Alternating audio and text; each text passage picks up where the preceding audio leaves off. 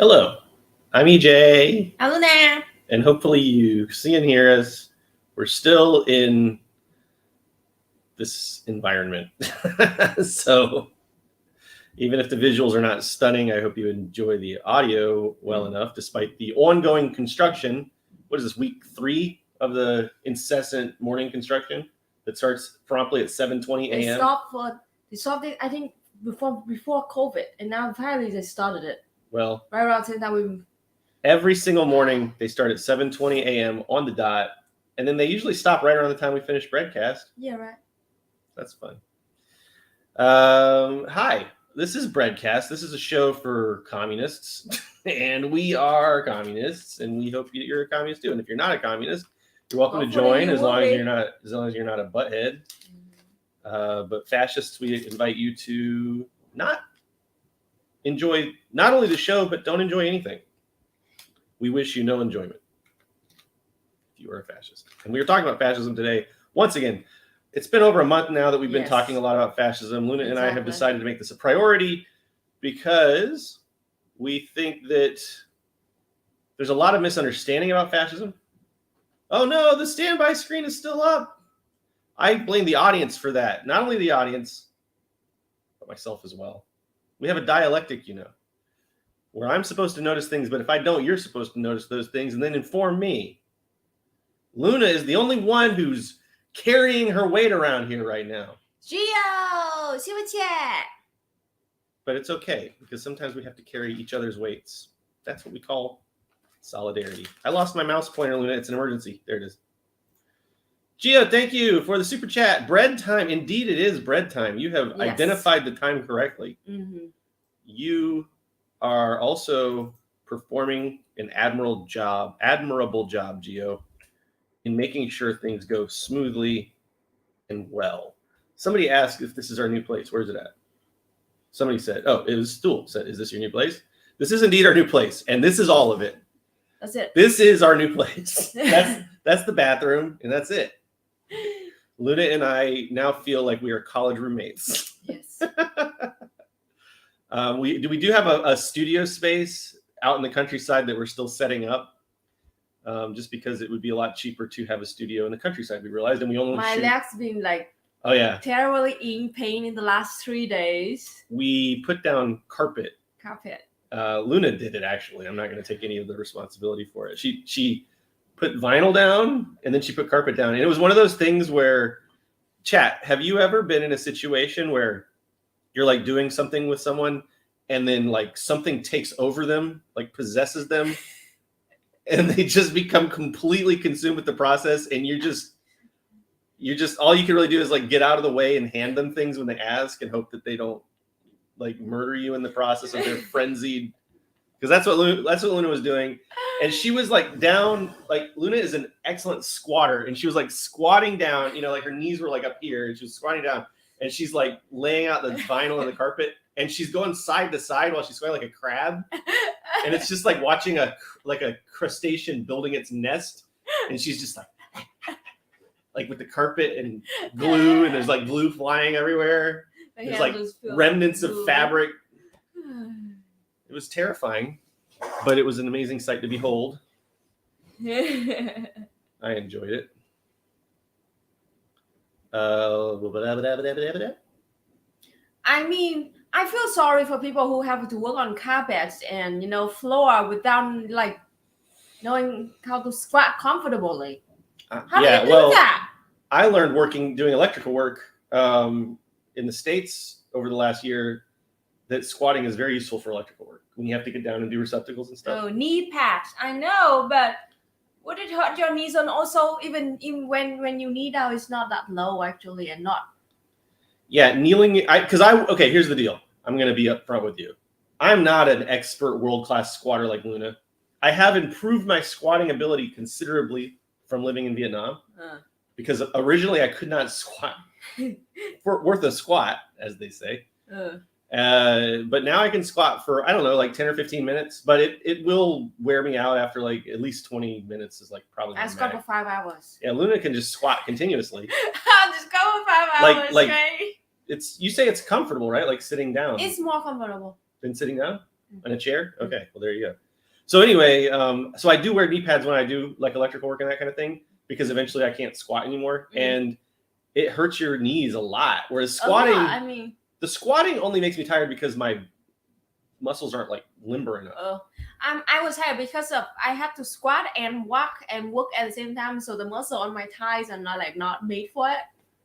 The crab walking is what I think wore you out. I think the crab walking. We got BP Overthrow Media in the house. What's up? We've got Kai. Who else? Any other Omega Hacksaws? Hi, BP. I just put a very unfortunate comment from Omega Hacksaws on screen. I mean, it is what it is.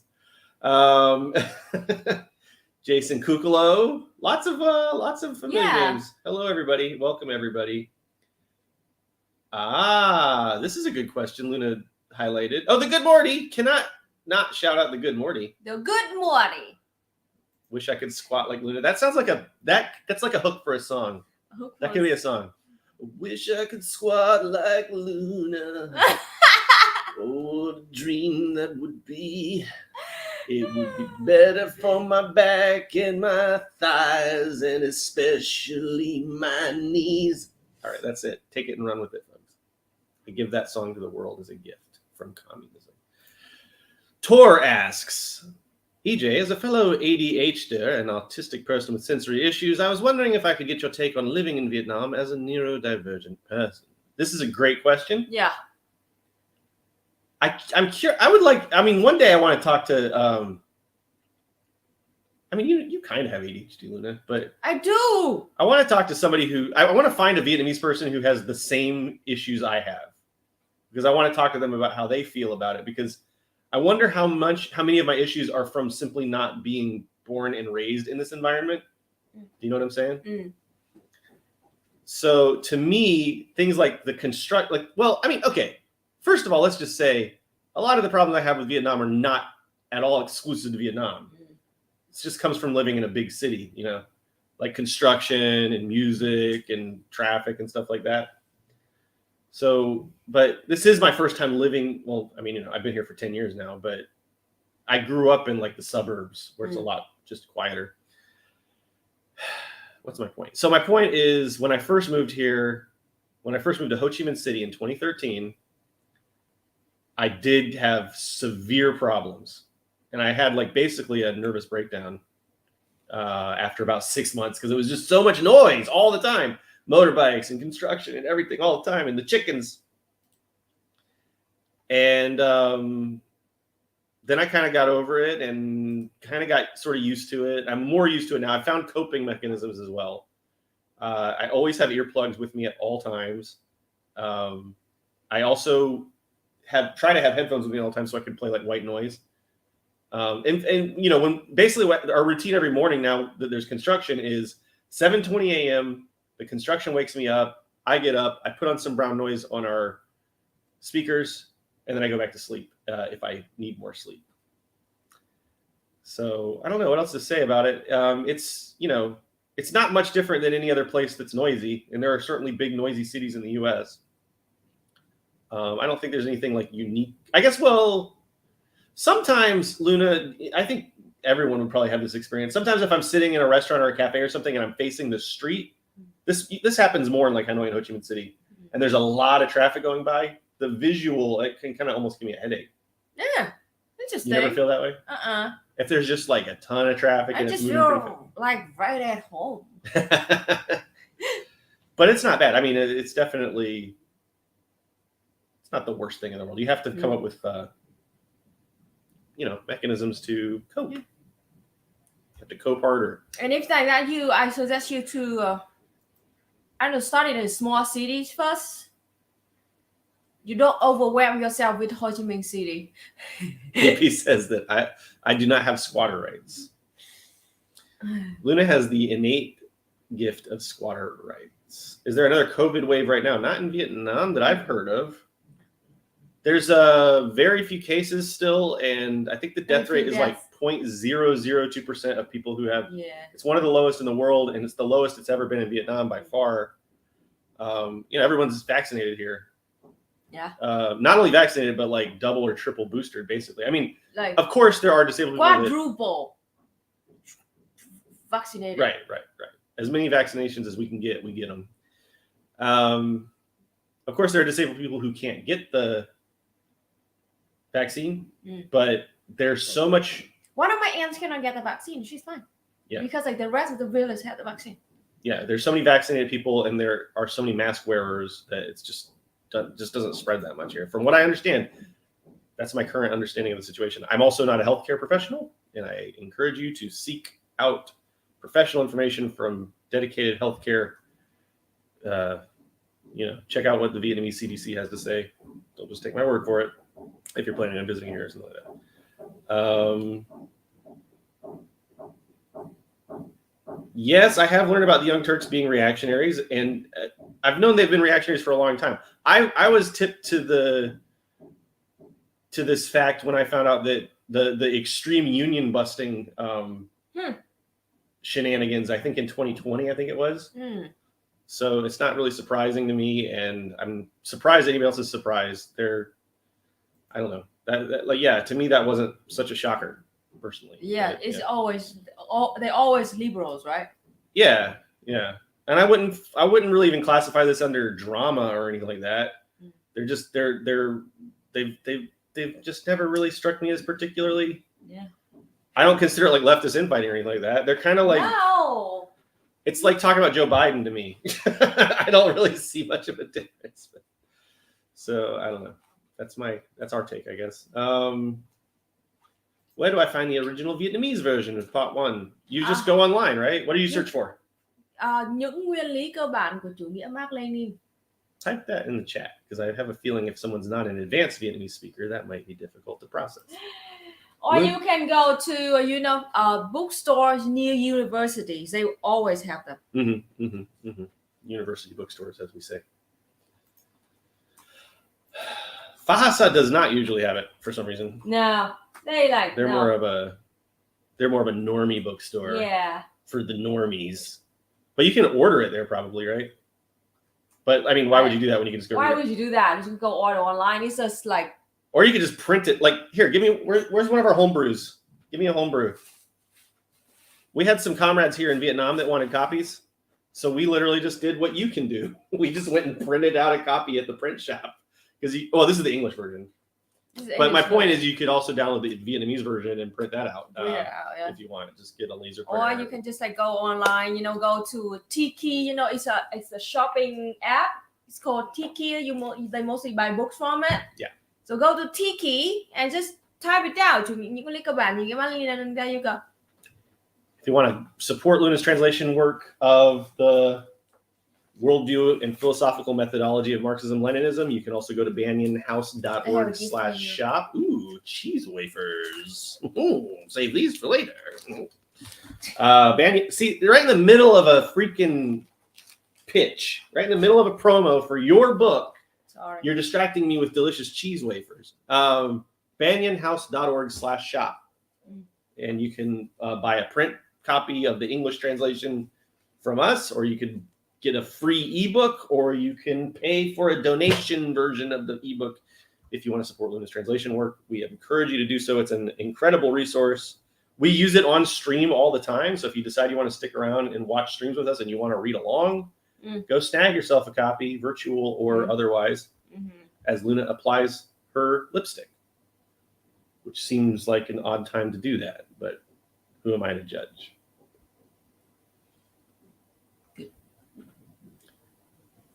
Are there Vietnamese people in Vietnam that are conservative and capitalist? Yes. Of course, yes. We have 100 million people, so yes. Yeah, I mean, of course, there are fascists in Vietnam. Oh.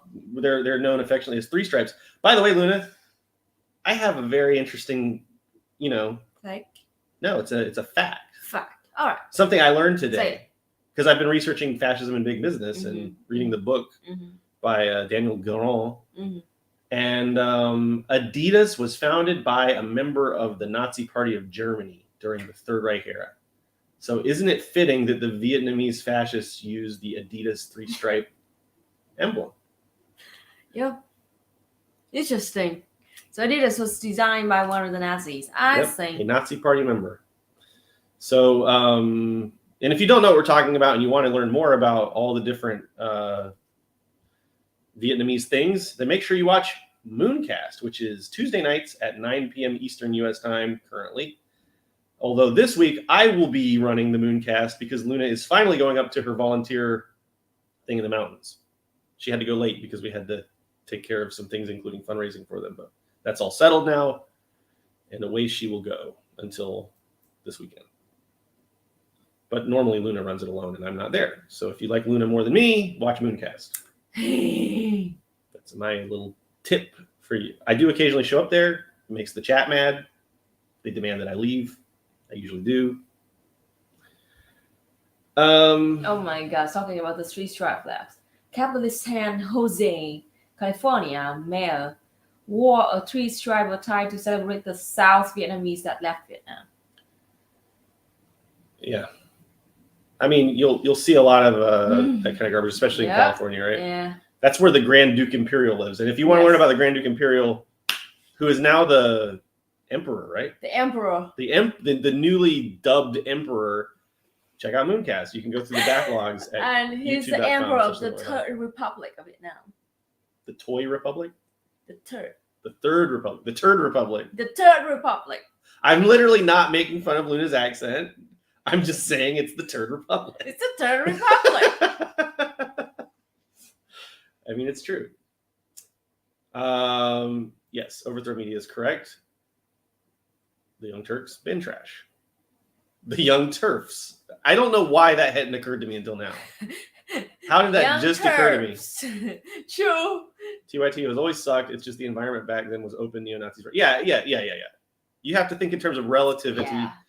And they got big during the era, like right before I got into YouTube. And there was like YouTube in like 2016, especially was like dominated by overt fascists and like white supremacists who openly called themselves that. Yes. Now it's getting run over by crypto fascists who are pretending that they're socialists. They're still fascists, but they tend to be socialists. And there's a reason for that. I mean, if you look at the historical analysis, right around the time that Twitter and YouTube started to, ban overt fascist content more, I won't say they banned it all, or at least suppressed it some, is around the time when all these socialists started showing up that just chirp out white nationalist talking points all the live long day, and Western chauvinism and imperialism, that sort of thing. So, so anyway. And that's when, and my point for talking about that is that's when the Young Turks kind of like really rose on the internet, and they didn't have, much Should competition. I answer this question and just highlighted it at the end? Yeah. Well, nah. Yeah. I mean, Did I come in at the end of a Dune conversation? Not this time. For once, you did not. Typically, you will be coming in the middle or end of a Dune conversation because we talk about Dune. Did you finish your Dune collection yet? Hell no. Okay. I'm only in part 2 of the Butler and Jihad prequel trilogy, and there's plenty more after that. I've literally been reading Dune as long as I went to college now, 4 years. I don't know. So there's something about Dune that's like very easy to go to sleep to. It just gets me right in the mood to sleep. Butler and Jihad. You said butt. All right. I don't, by the way, endorse the politics of Dune, although I will say that the prequels make them somewhat less reactionary in some ways, and at least address the fact that they were like slavery empires and such in a way that the Frank Herbert books did not super address. But anyway, the real Butler and Jihad was the friends we made along the way. Apparently, though, everyone hated each other during the Butler and Jihad. A lot of human infighting. I had that problem with the second book, never got through it. Were you falling asleep? What do you mean you support the spice? You know, so John, the Butler and Jihad books are interesting, and I'll tell you why. Because I've talked about this before, so I'll try to be brief. In the Butler and Jihad prequel books, the AI do not rise up and become fascist like on their own. Humans go in and like human fascists essentially go in and like reprogram the computers to be fascist. Yes.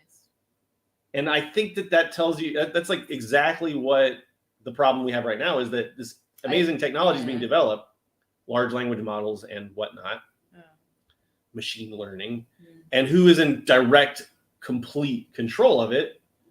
Yeah, it's who corporations, fascists, these tech bro right wingers, etc. Yes. And we'll look at the industrialization of Nazi Germany and the corporatization of Nazi Germany today in a book called Big Business, Fascism and Big Business by David Gren. And it'll talk a lot about how that happened with the last big technological revolution in the early 20th century. And we'll look at the dialectical relationship between corporations and fascism. What are you doing? Luna keeps messing with things. Cold. How can you be cold? How could it be? I'm tropical.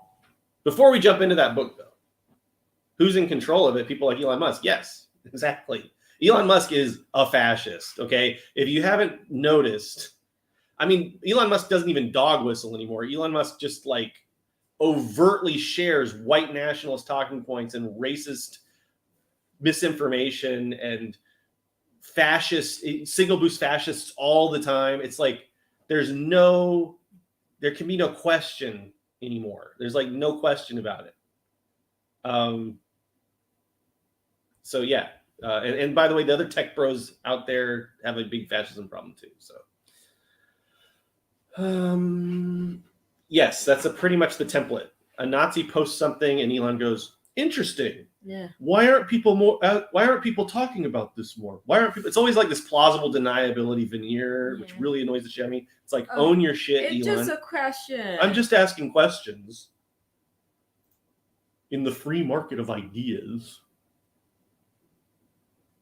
So anyway, before we get into the book we're going to read some of today, let's talk about one really important war criminal, Joseph Biden, who is, let me see if I can pull up an article real quick. You should know about this. If you don't, we're going to tell you all about it. Joe Biden is signing off on sending cluster bombs to Ukraine. Sorry. Old habits die hard. Had to switch over from Twitch. It's not being talked about much, but 9 Jollibee workers in Jersey City were illegally fired due to worker organizing. Oh. Interesting. So Jollibee, I'm actually familiar with, is a Filipino fast food restaurant. We have a bunch here. Yeah, but guess what? Every Jollibee in Vietnam is unionized. Because that's a law in Vietnam that they have to be. So that's pretty terrible. Is New Jersey a right to work state like South Carolina? I'm gonna put that in my show notes to learn more about that. Thank you for tipping me off to that. Thank you for the super chat. Thank you so much. If you ever want to let us know about things like that, by the way, and you don't want to donate, which is totally fine. We definitely appreciate donations, but if you want to just like let us know things, then you can always email us at noncompeteDiscourse@gmail.com. But we appreciate the tip, NJ Days, and I will look into that more. Maybe after this, if we have a little time after this Joe Biden thing, maybe we'll talk about it. If not, we'll try to talk about it next week. Okay, so Joe Biden is, speaking of which, let's make sure I got this thing open. All right.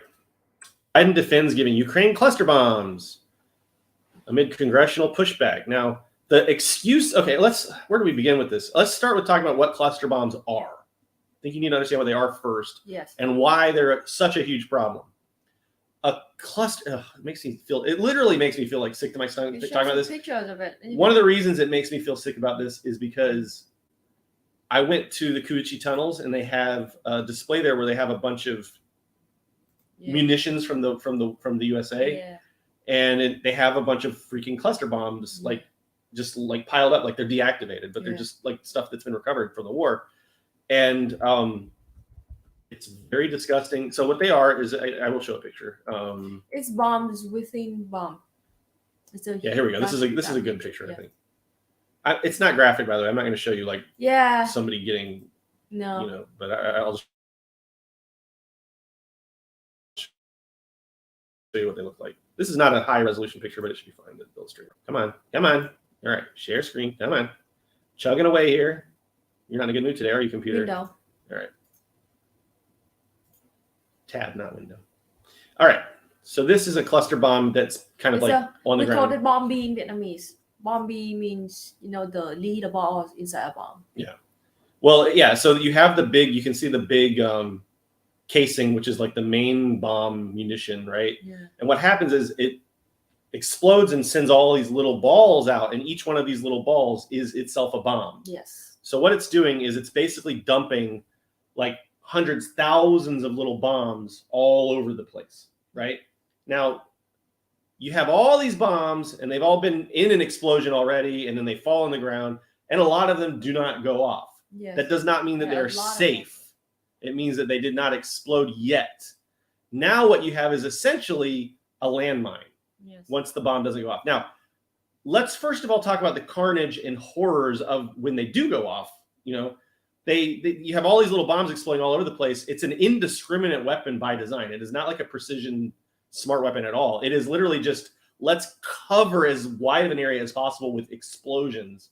It causes horrible disability and death and carnage. Okay, it's a very decades and for generations, not just when it explodes. Right. So when they don't explode, they become like landmines, and then farmers and children will like find them by accident, or they won't know what they are, or whatever. Hit it with a plow. A kid might think it's like a toy or something. It explodes. It happens all the time in Vietnam. To this day, they find these things. I think the last one I found was in 2019, but there might be more recent than that. So these are horrific weapons. They're horrible. It's traumatizing. And like I think over 100 countries have banned using them. All right. So I hope that you now understand the horrors of this weapon. Joe fucking Biden. So Biden, who was supposed to be like, everyone was telling me like, oh, let's vote for Joe Biden. We'll push him to the left, and he's going to be so great. He's going to be so much better than everyone. And it's like, okay, well, who has pushed him to the left at all on any issue whatsoever? That never happened. All the people that were promising that was going to happen, that never happened. Which anyone could have told you. And now look at that difficult decision, quote unquote. It's a difficult decision to give these horrendous war crime weapons. It took me a while to be convinced to do it. The president said the controversial decision, which he described as a temporary measure. It's not temporary because when these bomblets drop on the ground and become landmines, they'll be there for decades to come. Yes. And the reason that they have for giving let's read a little bit of the article. He said that the war-torn country needs the controversial weapon to fight off the invading Russian troops. It took me a while to be convinced to do it, but the main thing is they either have the weapons to stop Russians now keep them from stopping the Ukrainian defense through these areas, or they don't, and I think they needed them. So the point is that basically, they're about to run out of ammunition, so we need to send them these cluster bombs. Though there's not. Oh, it makes me so mad. As though there's not like millions and millions of munitions that the USA could have access to at any moment of any type. I mean, I'm not even saying like this is the most basic thing. Like, it's just a bullshit excuse. No, it's just a question of time. That when will Biden give them napalm? They're just disgusting people. All of these warmongering, horrifying people that run the USA and the world. It's fucking disgusting. The Ukrainians are running out of ammunition. The ammunition they use to call them 155 millimeter weapons. This is a war relating to munitions. They're running out of those. That ammunition. Oh my gosh, and we're low on it. And so what I finally did, took the recommendation of the Defense Department, a bunch of freaking war criminals themselves, to not permanently, but to allow for their use in this transition period. Yeah. So anyway. It's disgusting. There's really not much more to say about this. I'm speechless, Bill. I don't have nothing to say. It's just too disgusting. It's just too disgusting because like this is the thing that destroyed my own country. And 50 years after the war, my people still have to deal with this shit.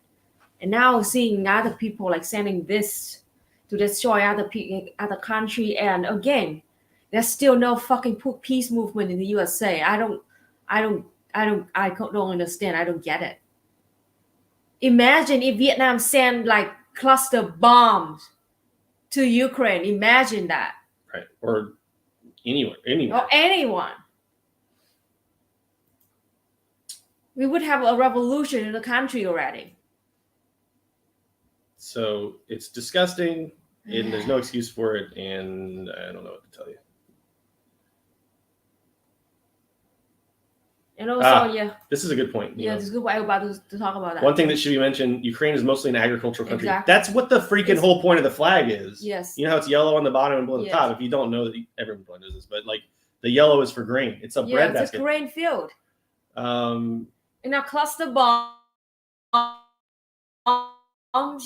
luck with the farming in the future. Oh, but it's a temporary problem, right? That Biden's addressing. They send a permanent issue solution that lasts for generation to deal with a temporary problem. They're just fucking monsters. That's all there is to it. So anyway, I mean, and the thing about it too is here's the other thing. People, I'm sure there are going to be people who are going to say to anybody who's trying to criticize this decision to send cluster bombs, they're going to say, "Oh, what do you want Putin to win? What are you, a big Russia stan?" And it's like the people who are going to be killed by these bombs are not Russians. Yes. I mean, that's not what we're talking about. We're talking about Ukrainian people, Ukrainian children and farmers. Yes. You know, like the completely innocent civilians who have like absolutely. And excuse me, even Russians are human beings too. I know. My point is that. I know. I get your point. Yes. Like even if they are so evil and they treated Russian, people are like animals. It still kill Ukrainian people that they claim that they care about so much. There's no logic to it at all. The only way to defend this decision is to be a committed, dogmatic. I don't even know what to say. Like I was about to say something too. Those monsters would be so happy. Like they put those cluster bombs after the cluster bomb was banned in over 100 countries in the world. They were struggling selling this to make profit because they paid a lot of money to make this. And finally, that's they made the key. A big deal. Of course, we can't prove that, but my theory is that they got to sell all the shit that they've got laying around, and then like Ray Fallstar says here, I just realized something. This is a setup for Lockheed Martin or Blackwater contract to remove the cluster bombs later. And by the way, that won't even be. There's no way to like just remove all the bombs. Vietnam's been trying to do it for decades, for more than half a century now, and it doesn't. They still haven't gotten nearly all of them. So it's hideous. I mean, it's hideous. And in order to defend this decision, you have to just not value human life. You have to be a monster. Complete monster. A warmongering, terrible person. I don't even know how to say it. Like my vocabulary is not extensive enough to say what I want to say. And we're going to talk about some more horrible people today in Fascism and Big Business. And I'm trying to decide if we want to read this intro or not. Exactly. Fascism and Big Business. Cluster bombs. Right there. That's it. Yeah, keep all this in mind as we go through this reading today. All right, so I guess we will read this intro because it has some context that I think is good. And it's very interesting that this book was written when it was, because it reads very much like a modern book. And it's kind of wild that it was published in 1936. Daniel Garan began writing it in 1934 and finished it in 1936. Daniel Garan was a self-described libertarian communist and alive, obviously, during the rise of fascism in Europe.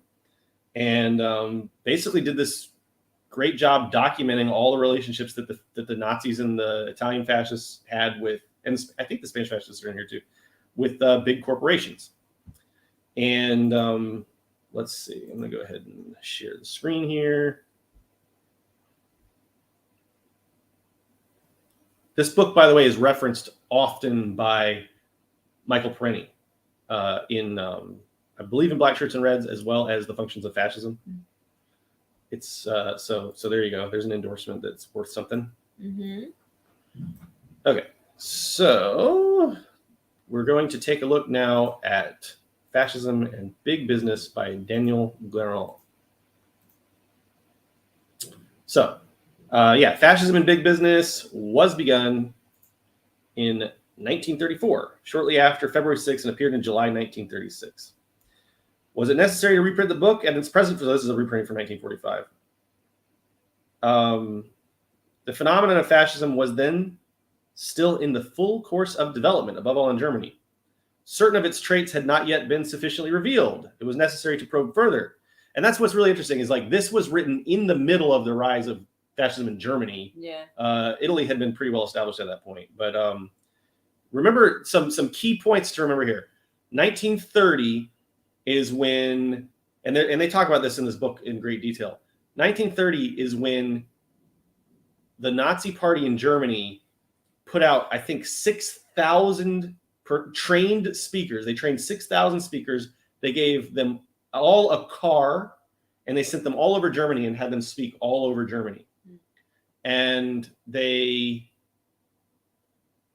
had radio programs. They had a lot of money from these big corporate interests.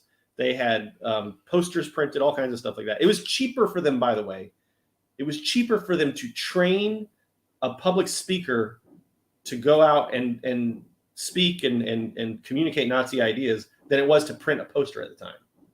So they just had like thousands of people going out to spread the word. This is why the election of 1930, they took a huge number of seats in the Reichstag. And then in 1933, they took even more. They were power brokering with very, very powerful, wealthy people in, for instance, the Nationalist People's Party and other conservative parties. They had deep ties with the Junker class, which was like the traditional noble class of Prussia. They had businesses far and wide that were giving them money, wealthy industrialists giving them money.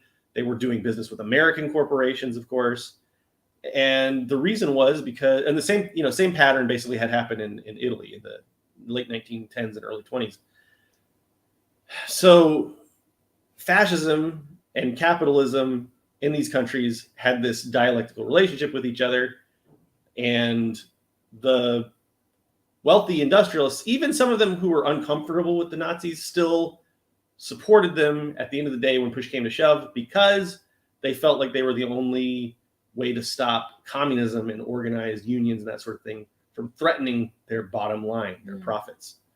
And that is where we see the foundations of capitalism. So one thing I want to also talk about real quick before we get into the book is the material basis of fascism is the capitalist mode of production. Yes. So let's just talk about that for just a second. Things like racism, anti-Semitism, transphobia, all the things that we see fascists promoting, those do not have those are idealist notions based on misinformation and lies and bad science and fake science, that sort of thing, right? So there has to be a material basis for fascism. And the material basis which allows these ideas to take hold of an entire state apparatus is the capitalist mode of production. Capitalists, by virtue of having so much wealth and by virtue of having control of the machinery of production, have a power to filter and elevate certain elements to the fore. Yeah. Right? There's a reason why Ngo Dinh Diem in Vietnam was chosen by the USA. He was chosen by the USA. Because he was pro-business. Yes. He was going to keep the money raining in from all the imperial projects that the USA and France and et cetera had going on in Vietnam. And just with the Nazis, there were a lot of different factions. In fact, let me find this picture. I want to show you this picture. I have a great picture.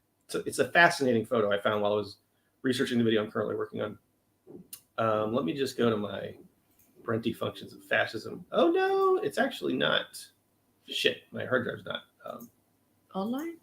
Hold on, let's just hold this for a second. Let me see if I can find it real quick on Google, and if I can't, we'll just move past it. Can I find this picture real quick? I mean, I found it. Yeah. Fascists appear to you as some, with this is like very deadly kind of ideology, but actually their foundation is capitalism. The whole existence is to maintain the status quo. Well, yeah, and capitalism itself is, of course, a deadly ideology. Don't get us wrong. Oh, yeah. Okay, so this picture I found very fascinating. This is from the 1930 election, and this is at a voting location. Okay. Yes. The way that the German election, sorry, this is before the Nazis took power. This is in the 1930 election. The way that the elections worked is every party had a number on the election poll. So the fascists at this point were number 2. Yeah. The Social Democrats were number 1. These people, Walt Brüning was the centrist party, the German Center Party. Number 5, I believe, was the German National Party, if I'm not mistaken.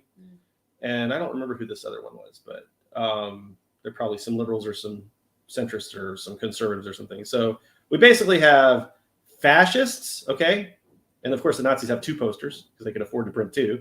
They had much bigger budget.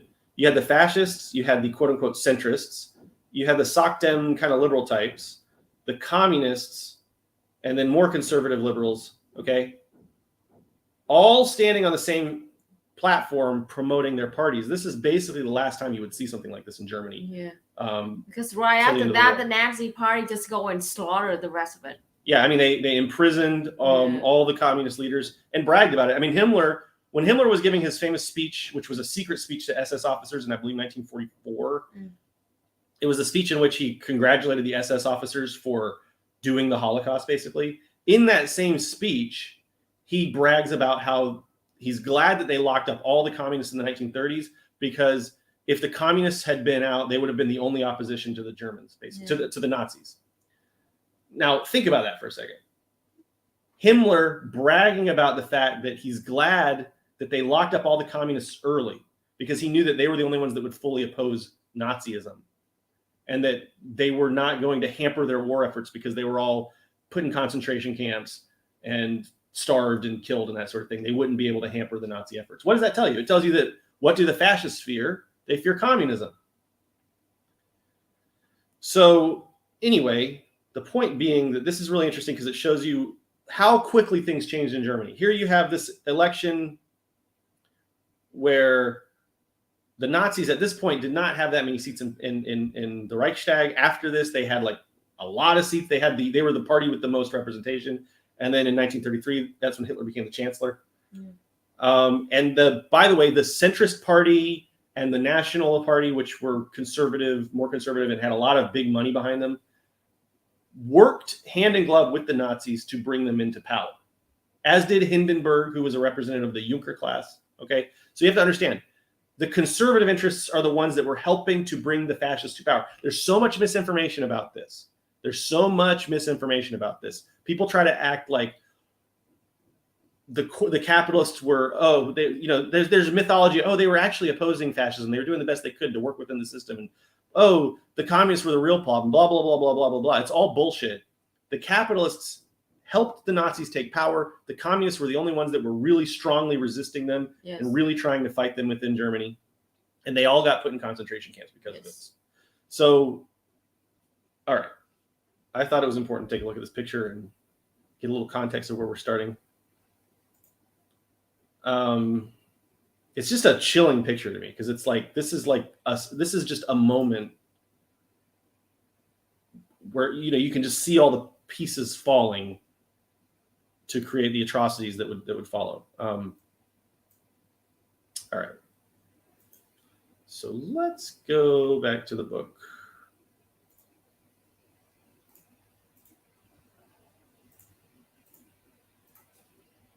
All right. Try to get this a little bigger for y'all. There, okay. There you go. All right. Oh, yeah. So Goran writing this book starting in 1934, which was like a year after Hitler became the chancellor, he was right in the middle of all this, watching it unfold, right? So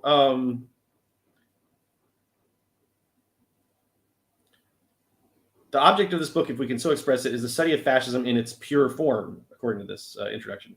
After 1939, the phenomenon of fascism tends to become confounded with the great upheaval of the imperialist war. Nothing so resembles a country at war as another country at war. The characteristic traits of fascism are, in large part, not completely blurred by those now familiar traits, namely universal. See, this intro was written during World War II, too. So it's like they have a very interesting kind of perspective.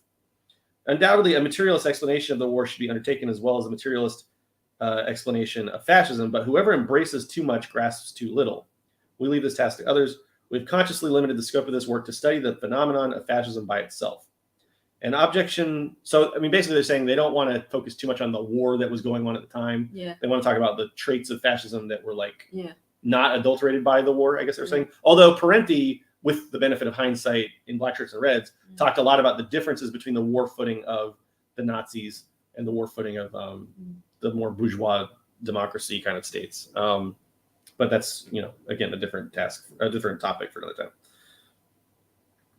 time. An objection might be raised that fascism and war are inseparable, which I would say basically it is, that the present war is the monstrous product of fascism, but that's precisely what we deny. There is certainly a direct link between war and fascism. They grow out of the same dung heap. They are each in its own way the monstrous products of the capitalist system in decline. They both flow from the fundamental vice of the system. First, the incompatibility between the tremendous development of the productive forces and private ownership of the means of production. Second, the partitioning of the world into national states. They both aspire by different roads to break the iron ring of the contradictions in which the system is henceforth enclosed. They both aim to restore endangered capitalist profits. Moreover, beyond these general ties, a more direct interconnection can be observed between fascism and war in Italy and in Germany, because these two countries lack raw materials and markets, which is a big thing with the Germans. Yes. They were constantly talking about how they needed Lebensraum, breathing space, living space, which is why they wanted to conquer Poland and eventually Russia and so on, and in Africa. It's why Mussolini was trying to colonize Ethiopia. Exactly, Japan, man. The whole reason why they joined World War I and they joined the Axis in the 20s and the 30s was because they wanted more raw materials for their industry. Yes. So skipping ahead, it says, fascism and war, to be sure, are related, but the relationship is not one of cause and effect. Eliminate fascism, assuming that one could, and the causes of rivalries and of imperialist wars will not in the least thereby be eliminated. Yeah, I mean, that's a simple basic point. It's like, you'll still have war with capitalist imperialism, even without fascism. Yeah, but that's, pretty obvious now. I'm just trying to get through. Despite Hitler's attempts for several years to find a compromise formula between the party and the army, which I think in hindsight too, like there was not as much conflict between the Wehrmacht and the Nazi party as a lot of people like to claim there was. There was no like clean Wehrmacht. The generals they knew what they were doing. They knew who they were working with. They knew who they were fighting for. They knew what was happening out in the front. They were doing horrendous things, especially talking about the officers and the generals and that sort of thing. But also, I don't believe in this whole like clean Wehrmacht theory. I just want to make that clear. The fascist regime, despite appearances that it delighted in maintaining, never domesticated the bourgeoisie. When we upheld the thesis several years ago that fascism is an instrument of big business, it was objected that in Italy, as in Germany, big business marches in step. This is not exactly true. Yeah, the bourgeoisie is factioned. The bourgeoisie remains an autonomous force pursuing its own ends in the totalitarian state. It made others don the brown shirt, for the Hitler bands were indispensable to crush the proletariat. But thus far, it has not donned the brown shirt itself. See, that's the thing too. Like some of them did. There were SS officers that were also like CEOs and factory owners. But a lot of them didn't, and a lot of them thought that. So one thing Goering calls fascists the bodyguards of capital. And basically says that a lot of capitalists don't they don't want to get their hands dirty. So they basically use fascists as their agents. Yep. Just like the USA, the Democrats in the USA, chose Ngô Đình Diệm, the fascist dictator in Vietnam, so they can go kill communists for them. Right. It says, undoubtedly there have been individual cases where big capitalists have been ill-treated or forced to immigrate. Most of those being Jewish business owners and that sort of thing. There was a whole. So one of the things that the Nazis did was they built a facility, which was like a bureaucratic. It was literally they built these buildings that were bureaucratic institutions that were specifically designed to force Jewish people to leave Germany. Yeah. But what happened was, and I can't remember who wrote this, but the person who was in charge of this these facilities compared it to like a machine in a bread factory. and said that like a Jewish person will go, he said it much more uglier than I'm going to say it, but he said a Jewish person would go in on one end, go through all these different departments in this building, and then come out with like the paperwork to leave Germany and all of their possessions confiscated, like any money they had in bank accounts, any land that they owned, any businesses that they owned, any property that they owned was all confiscated. And it all happened like very efficiently through this bureaucratic system that they built. Yeah. Which is disgusting. And it's a form of primitive accumulation, as is colonialism, as is going and trying to conquer like Czechoslovakia and Poland. It's literally a way of stealing assets from some people and giving them to mostly big, wealthy capitalists and Nazi party officials. Exactly. This is a perfect timed super chat. Thank you for the super chat. Jason says Hitler wanted to kill the Ukrainians to steal their land and put 10 million ethnic Germans on it, proven by minutes of his own private conversation in Germany's own archive. And then, it's like they had posters. They said there's breathing room, there's living room in Africa, there's living room in Poland. They put settlers into Poland. They put settlers into Czechoslovakia and all over Eastern Europe where they had, conquered and smashed. They had it was a huge colonial project. The purpose of the Pol Pot was to eliminate Vietnamese people, and he was a Khmer supremacist. So to eliminate all Vietnamese people, annex Vietnam, and just like Khmer people just took over Vietnam and go live on our land. That's it. All right, so I'm just kind of like, I don't want to spend too much time on the intro. I think the intro is probably like the weakest part of this, to be honest. Yeah, you can just skip it. But it is interesting to get the context. It's just, I don't know, just that they were writing this during the war, and Guerin wrote it during the rise of fascism in Germany. All right, let's get to, oh my gosh, this is the preface to the 1965 French edition. Oh my gosh. All right, now we finally get to the main deal. The big cheese. All right, here we are.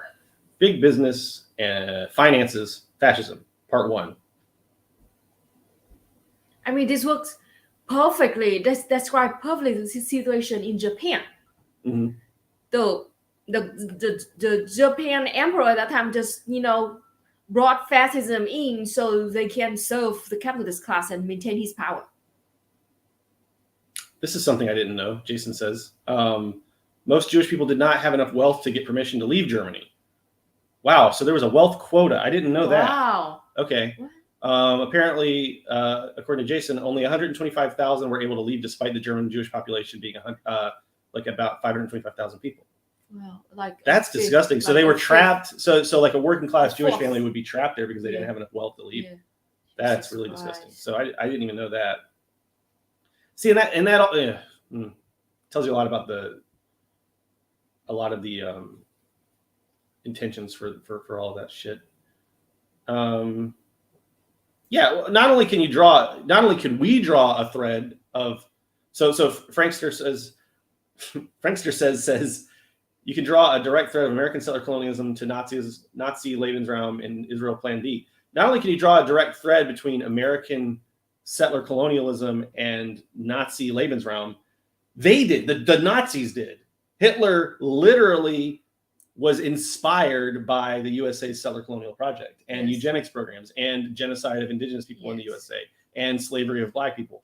Like, you could definitely, there's no doubt about it because Hitler said it directly that he was inspired by it. So there's no doubt about that. Cambodia also had his own eugenic, programs. I wonder where he took that idea from. Right. It's all, I mean, yeah, they've all these shitheads inspire each other. All right, let's get into the book. So this is the beginning of the actual book. The state has always been the instrument by which one social class rules over other social classes. When a state changes its outward features, when one political regime yields to another, the first thought that comes to mind is, what is going on behind the scenes? Is a new class coming into power? But when a number of unequivocal signs indicate that it is the same class in the saddle, the question instead becomes, what interests of the ruling class are served by this upheaval? Up until now, the political system in most of the advanced industrial states was, quote unquote, democracy.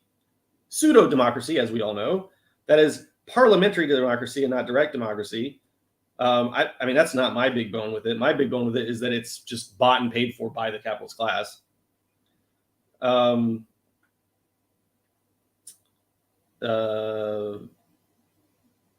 democracy. Okay, he says it. Bourgeois democracy, not proletarian democracy. Adulterate. Yeah, okay. Yeah, we're on the same page. Adulterated democracy, not pure democracy.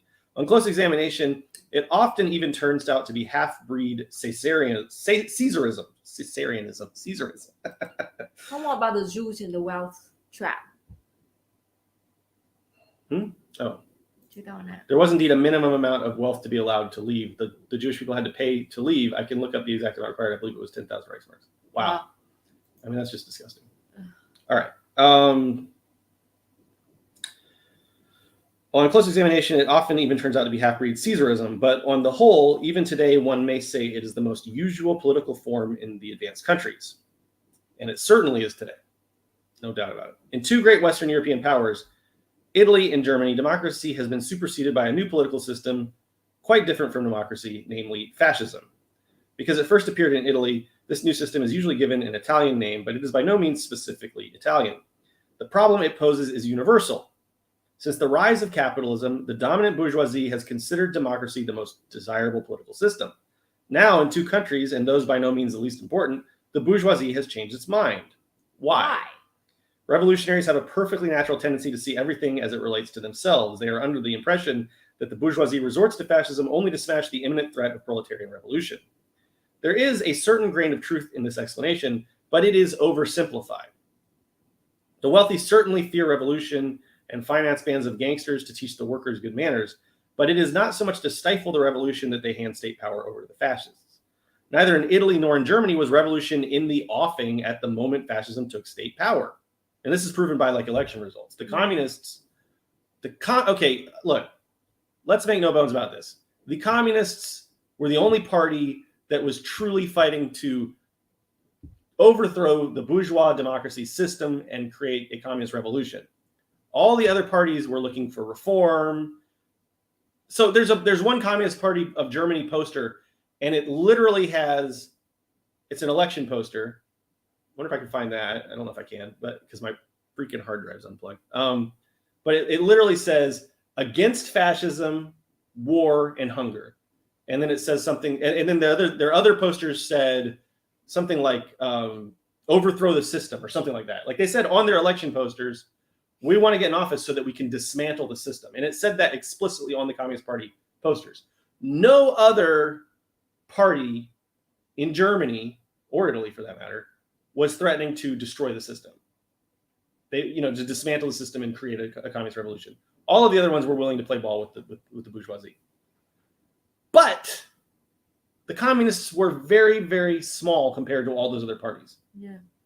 In fact, I did have a statistic. Let's see. Here we go. German federal.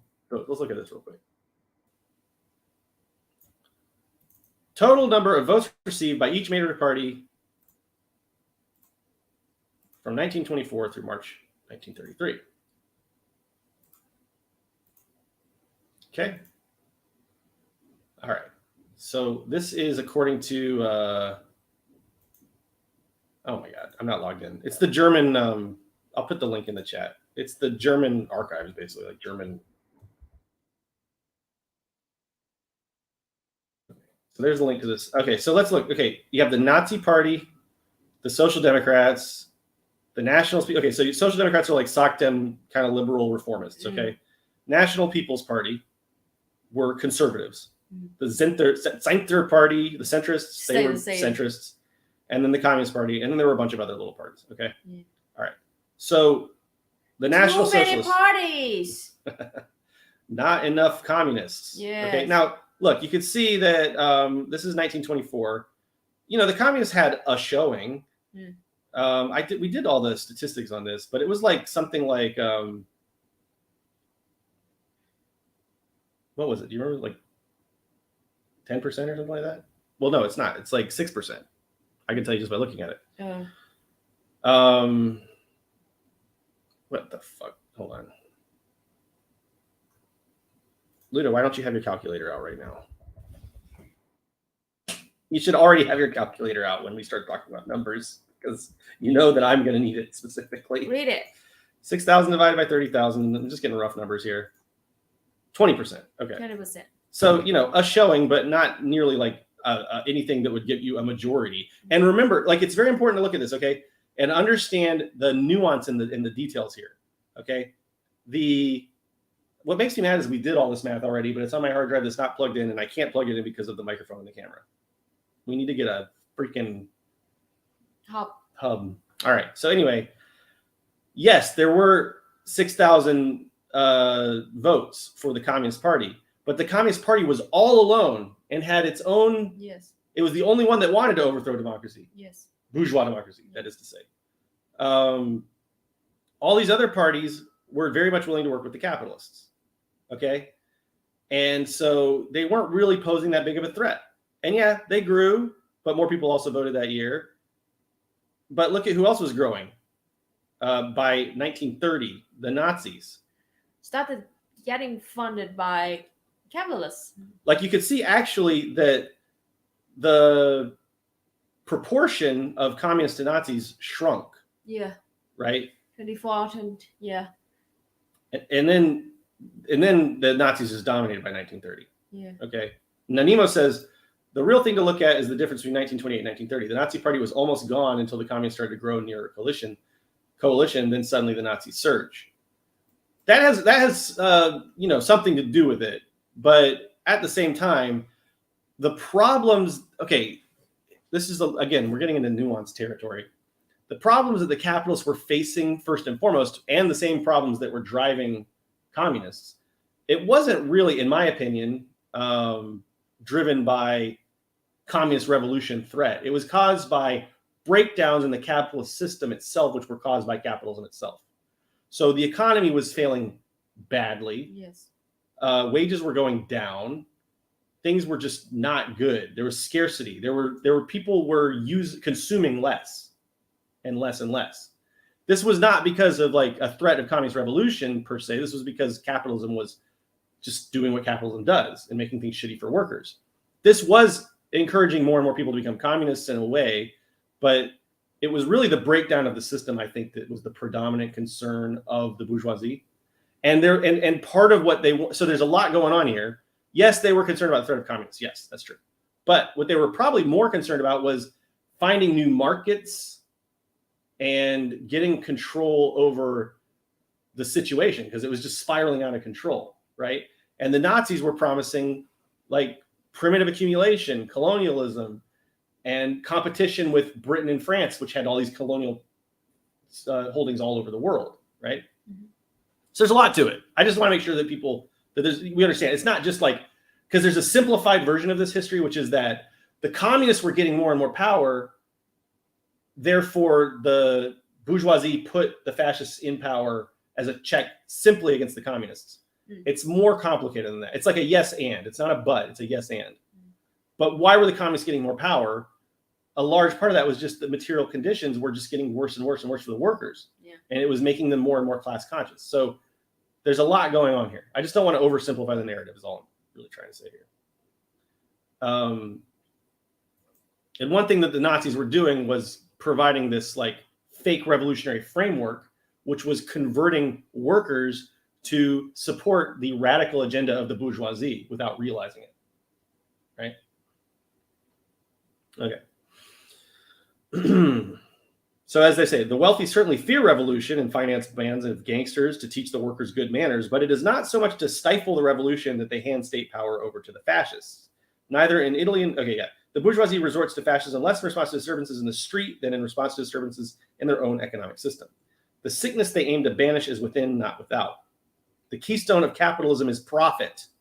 As long as capitalism was growing, the bourgeoisie was able to tap ever new sources of profit through the ceaseless development of production and the constant expansion of domestic and foreign markets. After World War I, capitalism as a whole began to decline. To the periodic economic crisis of the past, there has been added a chronic crisis involving the whole system and threatening capitalist profit at its very source. Up to the war, democracy suited capitalism perfectly. Everyone knows the old refrain. Democracy is the cheapest form of government. The spirit of free enterprise can flower only in the benign climate of liberty. The political rights which democracy grants to the masses act as a sort of safety valve to prevent violent clashes between rulers and ruled. Democracy enlarges the capitalist market by encouraging the masses to want more goods and by giving them, to some extent, the means of satisfying their needs. Shit. Oh, shit. See, Luna? Only one paying attention is my little... Okay, here we go. Where are we at? Window. Yeah. Aha, okay.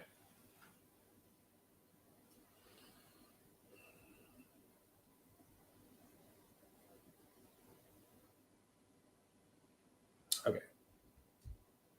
Continue. All true enough, when the feast is abundant, the people may safely be allowed to pick up the crumbs. This is kind of similar to what George Jackson was talking about, the flea market that the working class has access to. In the present period of capitalist decline, however, the ruling class is impelled to put democracy into the scales, carefully weighing its advantages against its drawbacks. Like Buridan's ass, it eyes the two bundles of hay and hesitates. Cruel dilemma. In certain countries and under certain conditions, the drawbacks seem to outweigh the advantages. For in this point, it is not yet certain that the bourgeoisie has correctly calculated its own interests. Time alone will tell. When the economic crisis becomes acute, when the rate of profit sinks towards zero, the bourgeoisie can see only one way to restore its profits. It empties the pockets. When am I going to get used to this? Why does it scroll such a weird amount? Yeah. For fuck's sake. It empties the pockets of the people down to the last centime. It resorts to what M. Caillot, once finance minister of France, expressly calls the great penance. Brutal slashing of wages, which was happening, and social expenditures, raising of tariff duties at the expense of the consumer, etc. The state furthermore rescues business enterprises on the brink of bankruptcy, forcing the masses to foot the bill. It's exactly what was happening in Nazi Germany, in Germany as it became Nazi. Such enterprises are kept alive with subsidies, tax exemptions, orders for public works, and armaments. In short, the state thrusts itself into the breach left by the vanishing private customers. But such maneuvers are difficult under a democratic regime. As long as democracy survives, the masses, though thoroughly deceived and plundered, have some means of defense against their great penance, or at least they think they do. Yeah. Freedom of the press, universal suffrage, the right to organize into unions and to strike. Feeble defenses, it is true, but still capable of setting some limit to the insatiable demands of the money power. In particular, the resistance of the organized working class makes it rather difficult to simply lower wages. I think it's also important to point this out, okay? Again, let's go to these statistics of the election, okay? Was it Control-Shift-T to open and close tag? No, it's still there. It's still there. Just turn off that thing. Turn off that thing. Oh, it's behind it. Yeah. Look at that. Luna knows so much. Luna knows all and sees all.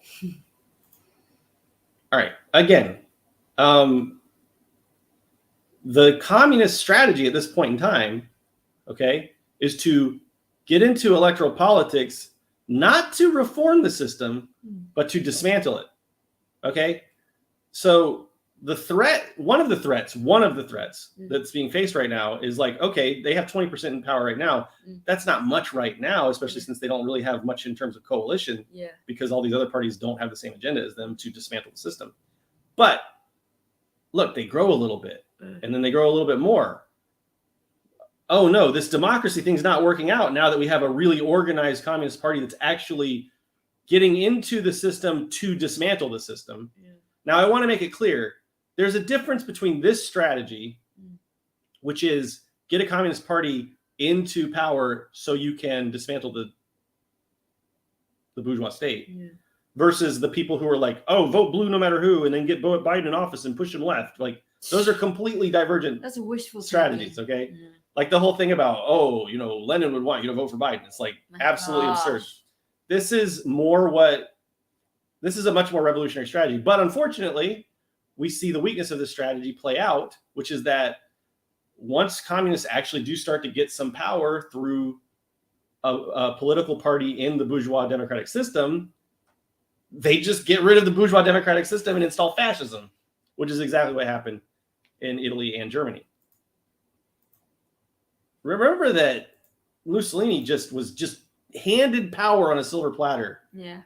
Did the March on Rome, and they were just like, okay, you're the boss now. And, you know, but all that happened through business dealings and negotiations that Mussolini was having with capitalists. Okay, that's why Mussolini was able to seize power, was because he convinced the capitalists to support him because they believed that he would protect them from revolution and further their interests through colonialism and other forms of permanent accumulation.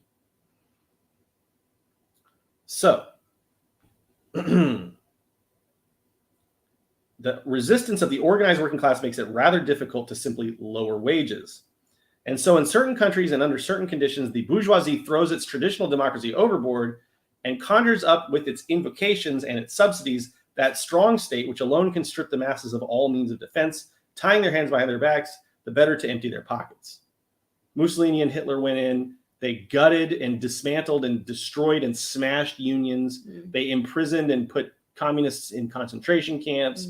And then they started to engage in all this colonization and the internal divestment of property from Jewish people and all this kind of stuff, because that's what the capitalists demanded in exchange for giving them some power. The phrase "in certain countries under certain conditions" is important. These are those nations which have put in their claim for a place in the sun too late. Now, that's a famous line. The Nazis used it a lot. When will Germany have its place in the sun? What were they talking about? They were talking about colonial holdings in Asia, Africa, South America. The place in the sun. Yes. They were very jealous of England and France for having colonial properties all over the world. And that was a big part of their propaganda. And they said, England and France are so greedy, they've taken up all these colonial conquests. Why doesn't Germany have a place in the sun? Yes. And so find themselves lacking raw materials and markets. In richer, more fortunate countries, the bourgeoisie seems to have succeeded, not in escaping the crisis permanently, but at least in extricating itself for the time being from its difficulties. How does it do that? It does that through colonization, settler colonialism. They've been able to start up again, after a fashion, the mechanisms of profit, resorting to expedients which at least have not required the substitution of dictatorship for democracy.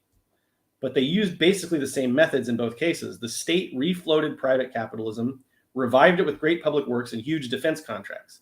But thanks to the wealth accumulated by preceding generations, in the latter case, there was no need for the fascist club to empty the workers' pockets. In the USA, Roosevelt's New Deal sufficed. In other words, the function of fascism, which is being performed, which is to secure the interests and further the interests of the bourgeoisie, are being met already in settler colonial countries like the USA, France, and England, because they already have colonial holdings. They don't have to resort to fascism because these functions are already being met. These demands are already being met through other means. Why? Because they already have these massive wealth-generating engines of colonialism. This is kind of like, I want to address this real quick too, because I think it was last week or the week before somebody brought up the definition of fascism, which is fascism is colonialism brought home. And so what our answer to that was, well, there are fascists that are in colonized countries like Pol Pot, for instance, right? But that being said, we should give some credit to that phrase, because what liberals call fascism and think of as fascism, right? Liberals don't think of Pol Pot as fascism. And so this is where like language becomes kind of important, and ideology. Liberals don't even think that Japan was fascist. Right. As Luna learned by talking about it. Dude, like seriously, they joined the asses. There's a fascist party in Japan. Like, but the point is that the liberals and white folks and the people that Jackson would call the buffer, right? The bourgeois proletariat and the petty bourgeoisie and all that kind of thing. They don't recognize these dynamics when it happens in colonized countries. They do recognize it when it happens in colonizer countries. So there is a lot of truth to that thought of fascism being capitalism brought home, just in the sense that mainstream society recognizes something as fascism when it's brought home. Yes, only they recognize it only when they face it themselves. When it was happening to indigenous people in what we now call North America, when it was happening in Asia, when it was happening in Africa, when it was happening, in these colonized places, what we now call Australia, in Hawaii, etc. We didn't call it fascism. We didn't really think about it in those terms. But when it happens in Europe, then suddenly we call it fascism. The concern is much greater now because it's getting closer to home. Yeah. So I just wanted to kind of talk about that because we talked about it last week. I think there's more to be said, so we just said more. And it's interesting because when the victims of fascists were not white or oh my god! Whoa, that was a hell of a Congrats! I wish that I have the same thing. Holy smokes! It's this new chair. I'm telling you, right? this new chair is like just like fixing my bag. Okay, continue. So when the victims of fascism are not white-passed or not white, suddenly it's not fascism. Right. The Good Morning gave me a GG on that. All right. All right, let's keep reading. It's not enough to say that the bourgeoisie in certain countries like Italy and Germany financed fascism and brought it to power for the above reasons. That would be imprecise. Contrary to common belief, the capitalist bourgeoisie is not completely homogenous, nor is the working class, as of now, unfortunately. We want the working class to become more homogenous, but it's not, unfortunately. To any general threat against its class interests, it presents a face of granite. But in less crucial matters, the rock betrays deep fissures. Each capitalist group, in defending its own economic interests, comes into conflict with the interests of other capitalist groups.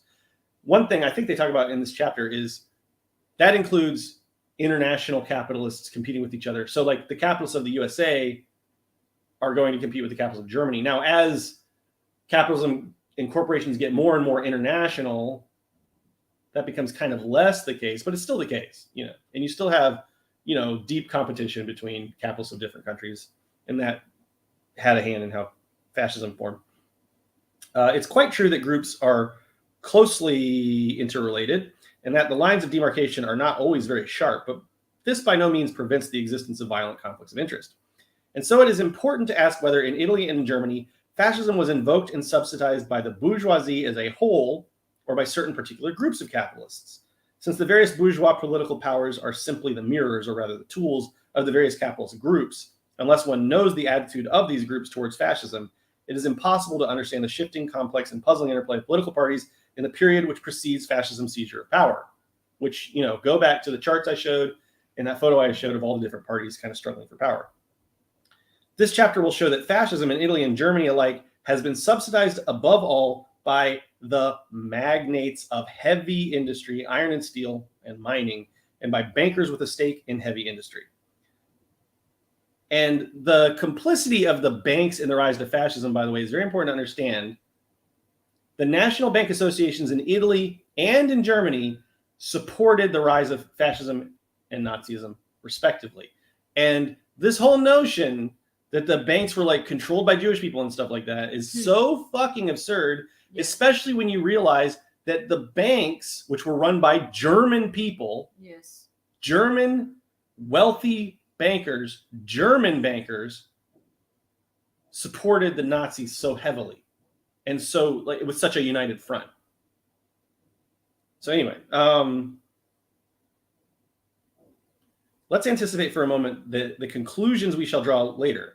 The detailed and objective study of fascism in Italy and Germany will show clearly the heavy industrialists, the big businessmen, are the chief, and one might even say the only beneficiaries of the fascist dictatorship. But to return to our analysis, why in the early stages are the heavy industrialists almost alone in subsidizing and egging on the fascist movement?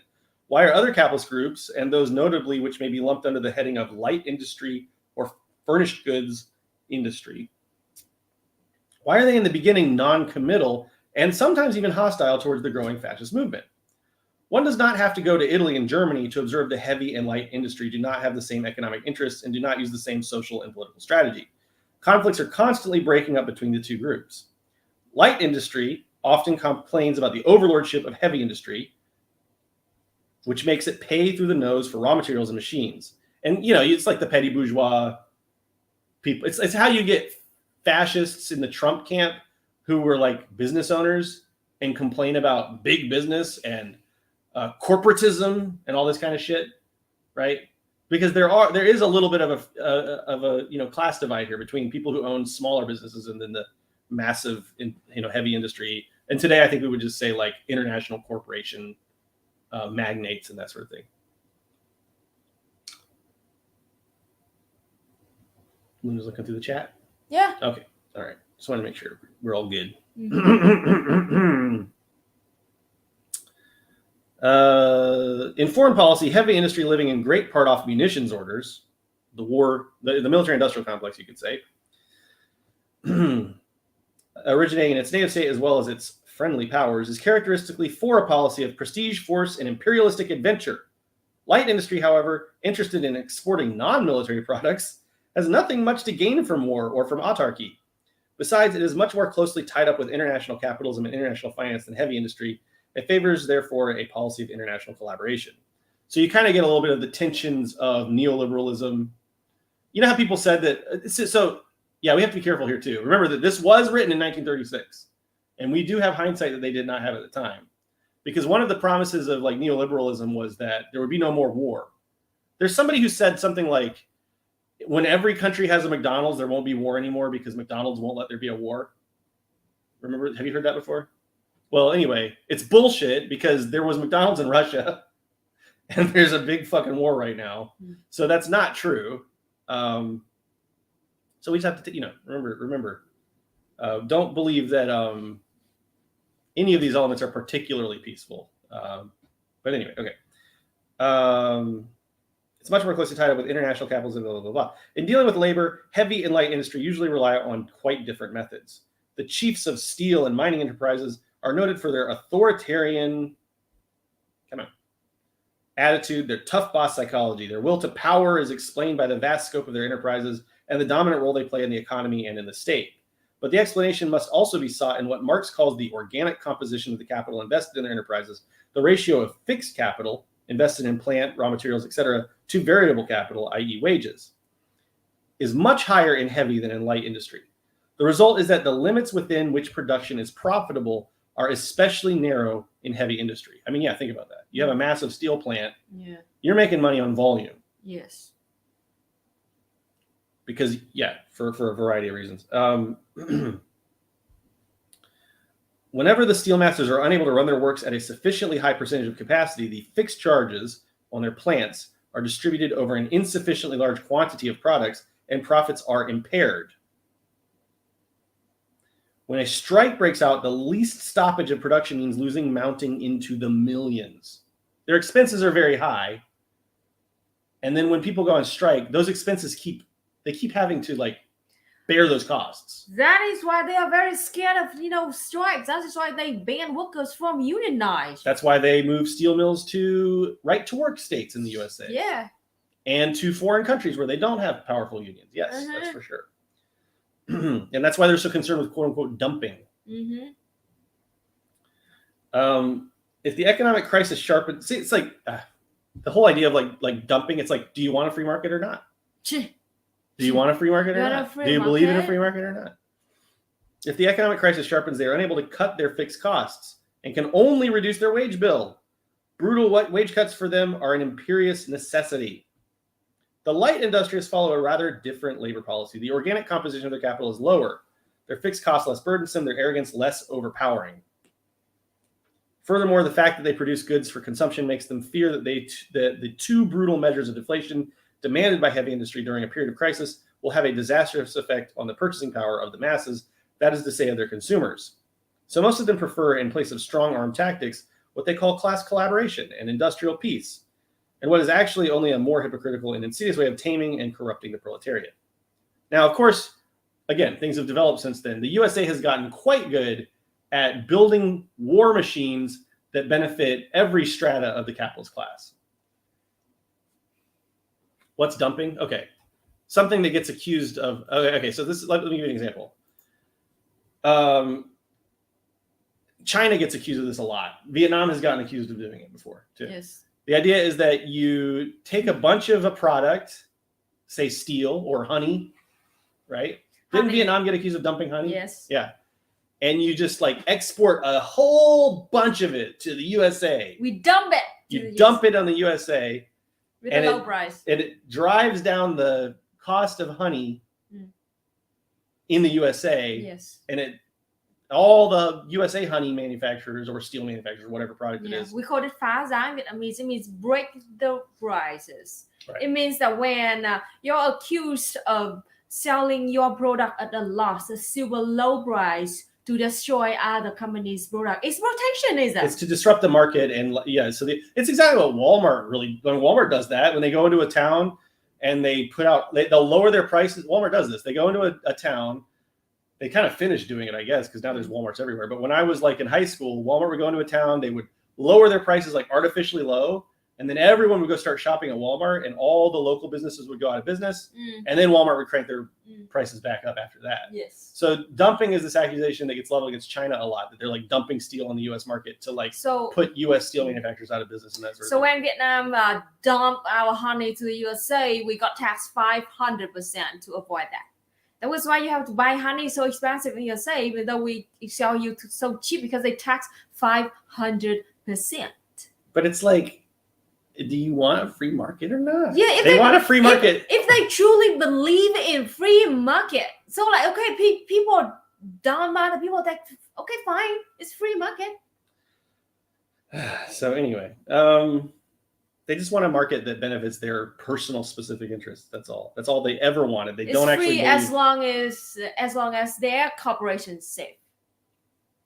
Amazon is famous for doing this. They still do it a fair bit. Yeah, 100%. Literally operated at a loss intentionally for years. And Bezos said that. Bezos said that specifically. Like, we're operating at a loss now so that we can completely dominate the online shopping market, and it will have dividends later. Yes. And notice that Bezos stepped down like right around the time when they started to become much, much shittier really fast. So they allow their domestic corporations to do that, but they are not allow Vietnam to sell our cheap products and accuse us of, doing the dumping. Yeah. I mean, and there's a reason that Luna gets upset about this, because it impacts countries like Vietnam a lot, because basically... We're not dumping, by the way. The USA wants all these countries to play by their rules to their benefit. Yes. And it just makes it's obvious what's going on. All right. So it's then hardly surprising that in Italy and Germany, heavy and light industry should have looked on the growth of fascism with quite different feelings. Heavy industry wanted to pursue the class struggle until the proletariat was crushed. Oh, I was making a point that I wanted to continue real quick. The USA has really gotten good at having a form of capitalist imperialism that does have a lot of war all the time without disrupting the petty bourgeoisie and light industry too much. And that's really important to kind of understand. So the whatever you want to call it, neoliberalism, bourgeois democracy, whatever we have, fascism, whatever you want to call what we have in the USA, it has kind of addressed a lot of these problems and developed ways of having wars all around the world, having a huge military industrial complex, but also having great conditions that benefit smaller light industry capitalists within the USA. Because basically we can have these wars ongoing for decades, as we have been, and most people in the USA don't even really notice it's happening. We've been at war continuously since I was in high school 20 years ago. And if you walk down the street in the USA, from the 90s, 30 years ago. Oh, I mean, if you want to be really technical about it, centuries. But I'm saying like uninterrupted. All right, so are you not tired of wars, people? I mean, the American people. The bourgeois proletariat in the USA, the buffer, whatever you want to call it, doesn't even register for them. They're so insulated.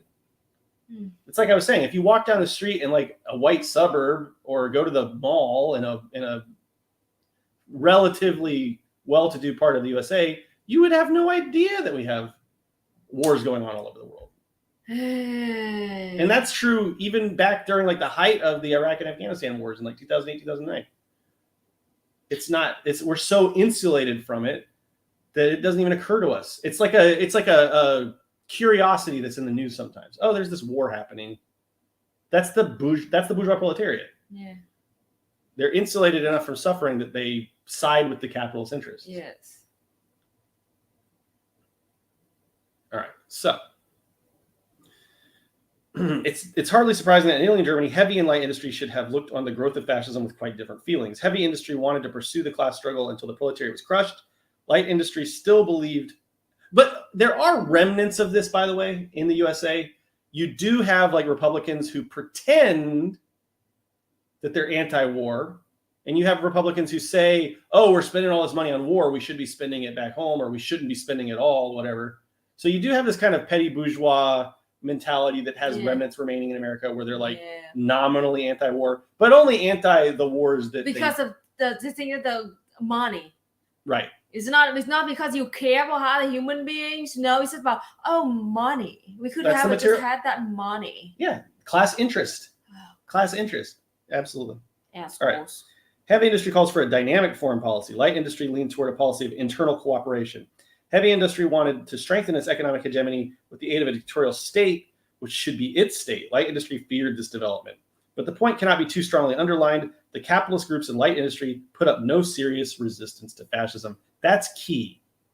That's fucking key. And it's true here now in the USA, by the way. There are parallels here in the USA right now where, there are petty bourgeoisie and small business people and Republicans and that sort of thing who grumble about the imperialism and wars and say, oh, we shouldn't be spending all this money on this adventurism and blah, blah, blah, blah, blah. But they're not doing anything about it, and they don't actually vote or... They don't do any peace movement. It's just whine about it. It's all lip service. That's it. It's all lip service. Yeah. They put up no serious resistance to fascism. They did not... And that's true, by the way, of the DNC, we should note. Joe Biden has continued the policies of Donald Trump. Yes. It's nothing. Giving more money to cops. Nothing will fundamentally change, quote unquote. Nothing will fundamentally change. Joseph Biden said that about his administration taking power. Wow. Got a whole big, campaign of voting, and literally the slogan is nothing will fundamentally change. Great. What the fucking point of voting then? Light industry did not want its triumph, its totalitarian dictatorship, but they did nothing effective to block its process. Why not? First, because fascism was a national movement, that is to say, in the service of the owning class and deserving, by this token, the sympathy, or at least the tolerance of all property owners. Again, because they did not think a totalitarian fascist dictatorship was possible, they saw fascism as just one more political movement which they could manipulate and even make use of. Oh, these Nazis, they're silly running around with their jackboots and their silly little brown shirts. We can use them as our useful idiots. And they all thought that. Yes. And so in both countries, liberal politicians closely connected to the light industry groups temporize with fascism. Faithful to their customary tactics of industrial peace and political jockeying, they imagined that once it was housebroken and parliamentarized, fascism would serve as a useful counterweight to the forces of the proletariat. Corporations are funding finances in the USA right now for this reason. They think that they can use them and control them. They succeeded only in putting them into the saddle. And on that day, when fascism, to their amazement, had become a considerable political force in its own right, a popular movement which could no longer be checked without the use of armed force, light industry and its liberal politicians put class loyalty ahead of the conflict of interests. In other words, they were more concerned with solidarity with their fellow capitalists, and of course they would be, than they were with having any solidarity with the people or the victims of fascism. They were loath to shed the blood of patriots. They resigned themselves to the triumph of fascism. The entire capitalist class united to put fascism into power. Yes. For clarity's sake, this analysis will be presented in two parts. At first, it does not occur to big businesses to launch fascism toward the conquest of power. Business uses its hired fascist gangs for nothing more than anti-labor militia. Yes. That's not even a stretch. That's just a fact. It's fact. I mean, it's not a symbol or a metaphor. That's what they did. Factory owners would pay brown shirt, Sturmabteilung thugs to break up strikes. Fascist or capitalists in Italy would pay fascist black shirts to beat up communists and beat up union leaders and murder them. Okay? That actually happened. The same as in Vietnam, the Pinkertons. Yeah. In Vietnam, literally talking about a national level here, the Democrats in the USA, those progressive liberals in the USA, put up a fascist dictator in Vietnam in 1950s. And literally, he was the one who, banned all the union rights and also dragged the guillotine left by the colonialist French. He dragged that guillotine over South Vietnam and beheaded every single one that he suspected to be communists. Mm-hmm. Literally that. And I do like this kind of, so the Pinkertons were kind of like, yeah, they played the role. See, that's a good point. Thank you, Ricky Rager, for pointing that out. Because I want to draw the parallels here. I want to talk about how the USA did the same things. They performed the same functions that fascism performed in different ways. In Germany and Italy, you had the brown shirts and the black shirts that went and killed strikers and suppressed strikes and stopped communists in so many violent ways. The USA did the same thing, but they did it with the Pinkertons. They did it with the police. They had the same mechanisms as the fascists. They just looked a little bit different, and they had, a different origin story, but they were serving the same function. Lennon Luna, you're not silenced. Let us know what you're talking about. I don't know what platform you're silenced on. But I can see what you're saying. I mean, I can see your posts, so that means you haven't been silenced. Weird. But anyway, if you want to email us, let us know what's going on. Or you can just chat Is there here. a bleach in YouTube or something? Yeah, I don't know. I think everyone sees what you're saying. I don't know. Luna, why don't you... Here, Luna, tell us which platform you're silenced on, and we'll look at it. Yeah. Thank you. All right. Housekeeping. Sorry about that. No, we know. I don't know. Do we know Lennon Luna? We do. I think we've talked to Lennon Luna before. Yeah, I don't know. Yeah. Screen share is no longer active. Why would that be? Because that's weird. I'll fix it. Fix it. Fixing it. Fixie. What was that?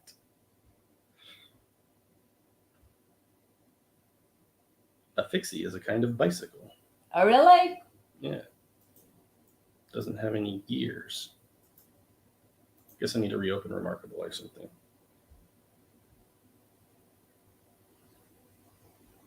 Huh.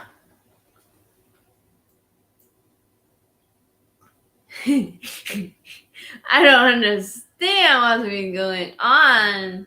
Well, you just have to tell us what platform, which channel you're on, and then we can take you off the. I don't know if you're on Non-Compete Live or Luna Oil Live. That's the problem. So let us know which one. Cobra Commander said, "Well, nobody here blocked you. I can verify that." Yeah. All right.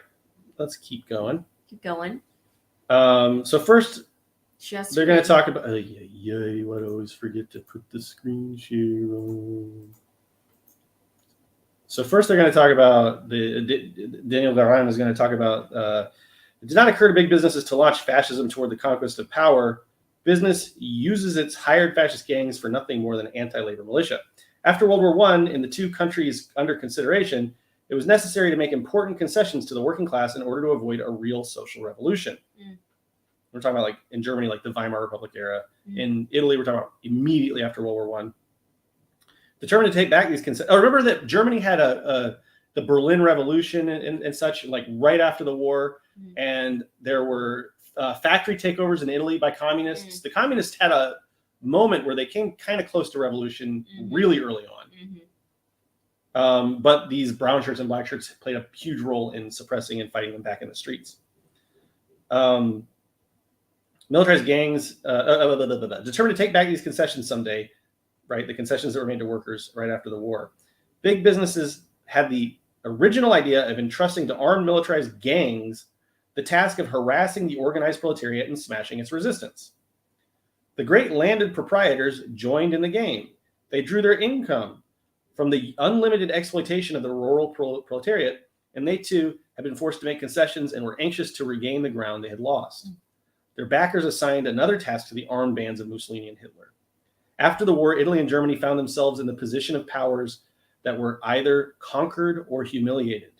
In contrast to the great satisfied powers, hungry for munitions orders, the heavy industrialists subsidized the fight against unjust treaties, and they used fascist gangs to carry on the fight over the heads of the legal government. But as soon as a serious economic crisis, this is point number two, threatened to destroy the profits, and a strong state alone seemed to be able to make its enterprises profitable again, big businesses decided they were not mature enough to address themselves to the conquest of power, at least were militant enough to force big concessions. Industrial workers got better wages, the 8-hour day, general recognition of collective contracts, and a voice in the production through factory committees. These were not worker-led unions. These were state-led unions. One strike followed another. 1,663 in 1919, 1,881 in 1920. In Genoa and other big seaports, the solidly organized... Take a phone call. Okay. Probably delivery. Go outside. Goodbye, Luna. Everyone say goodbye, Luna. Bye. Okay. This.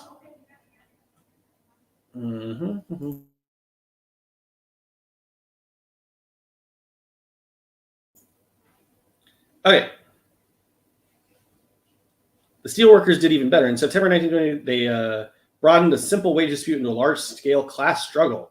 When the big industrialists resorted to a lockout, 600,000 Italian metalworkers occupied the mills. I was just talking about this, factory takeovers, and carried on production themselves to their own elected shop committees. They did not hesitate to violate. Oh, okay. They're talking about actual factory committees. These were worker-led. I thought they were talking about the union, quote unquote union, like the state arbitrated unions that came later. They did not hesitate to violate the holy of holies of the bosses. They opened their safes and discovered secrets so closely guarded of cost prices and profits. They won the fight. They were given on paper anyway the right to check up on management and workers' control. This was right after the war, by the way, right after World War I. The peasantry showed no less fighting spirit. Returning from the trenches, they demanded the division of the land which had been promised to them, basically land reform. And it was not forthcoming. They occupied the coveted soil. A government decree sanctioned the fait accompli on condition that they organized themselves into cooperatives. They obtained the right to remain 4 years in the lands they had spontaneously occupied. The tenant farmers also succeeded in improving the terms of their leases. These were farmers that did not own their own land. If you're not sure what a tenant farmer is. The agricultural day laborers formed strong unions, the famous Red Leagues, backed up by the rural communes, won over to socialism, which had become so many proletarian fiefs. They bargained with the great landowners as one power with another, forcing from them union agreements, etc. So this all happened very quickly right after the war. They got all these concessions. This came all the way from China. What is it? Yeah, I know they are. Light stand head things. Okay. So these conquests threatened directly both the interest and the authority of the two dynastic powers that ruled Italy, the industrial dynasty and the landowning dynasty. Same with Germany, the Junkers and the big heavy industry capitalists. The industrial dynasty was very young. Not until the first decade of this century did the steel industry arise in Italy. In a country barren of iron ore and coal, such an industry could not but be parasitic. No iron and coal in Italy, and yet they have these massive iron and metal industries in Italy now through conquest and imperialism. It could become profitable only by subjugating all the economic and political forces of the country, by levying a heavy toll on the manufacturing and consumption industries, only by living off tariff protection and government orders. So they would have these imperialist relationships with other countries where they would be taking raw materials from other countries that are poorer and less strong, importing them into Italy and processing them in Italy, refining them in Italy. How can that be profitable? Well, only if you have protectionist policies that force light industry and fabrication manufacturers who make like manufactured goods to buy things much, much more expensively because they can't import from other countries, right? So imperialism absolutely plays a role here. The Tripoli expedition and then World War I put steel in the saddle. Certain steel magnates who had piled up insolent fortunes in the manufacture of instruments of death, the Pyrenees, the Agnellis, etc., aspired when the armistice was signed to dominate the whole economic life of their country. Grudgingly and to avoid a revolution, they made certain concessions to their workers, but they were determined to take them back as speedily as possible.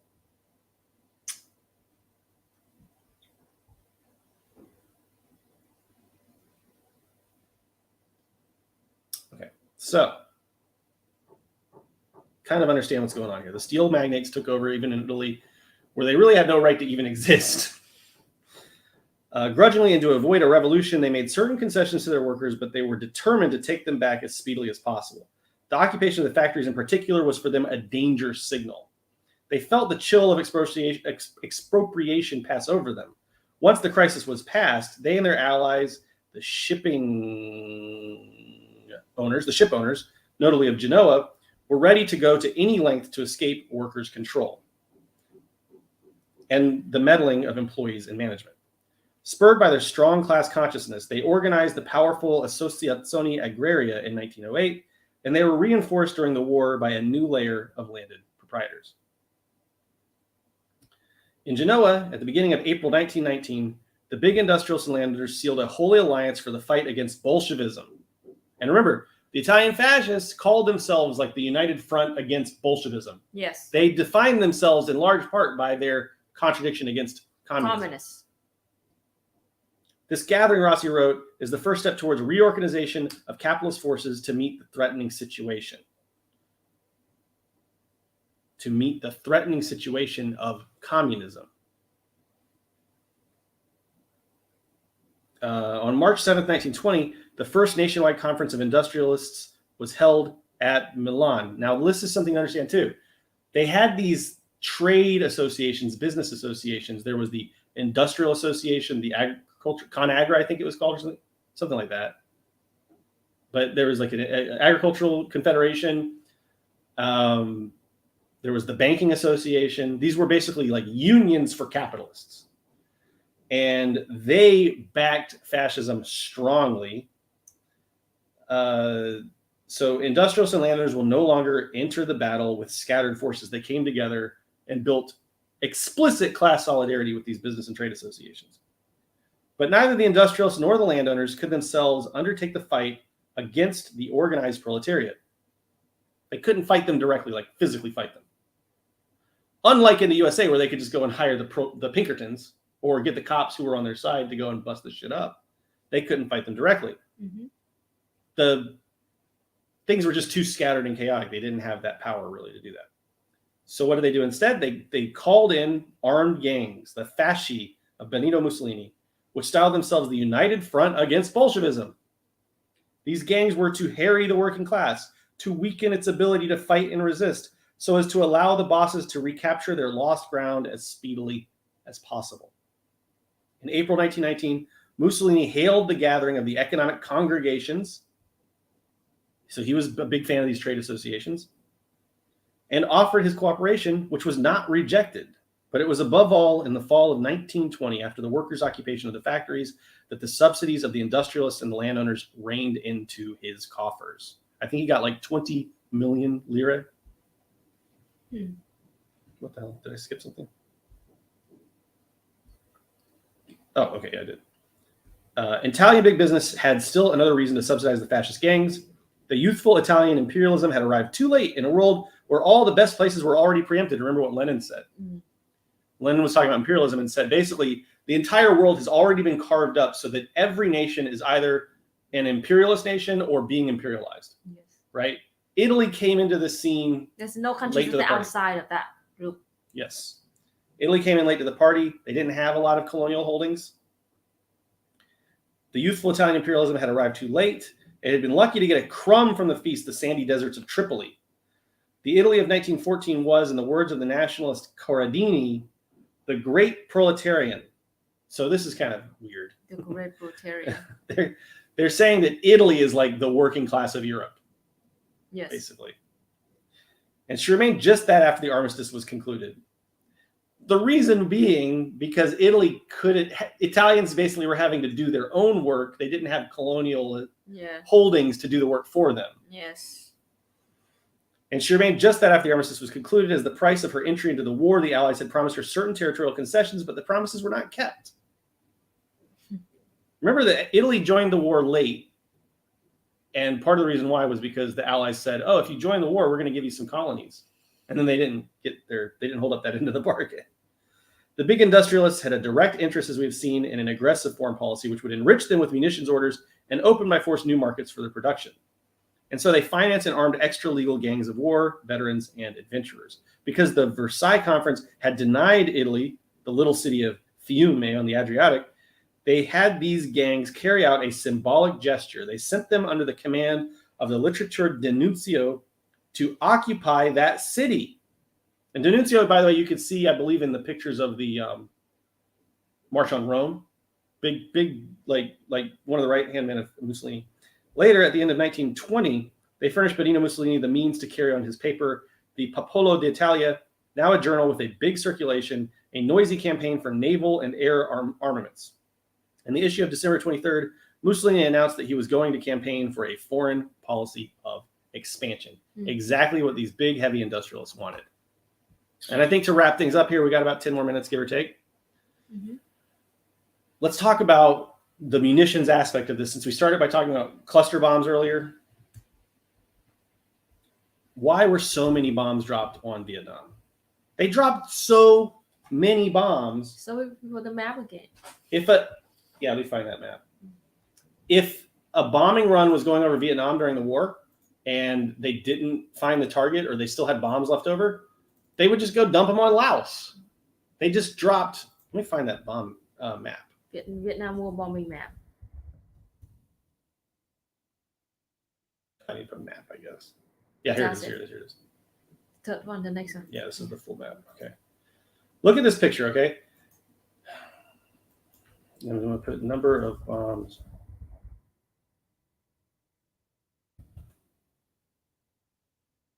I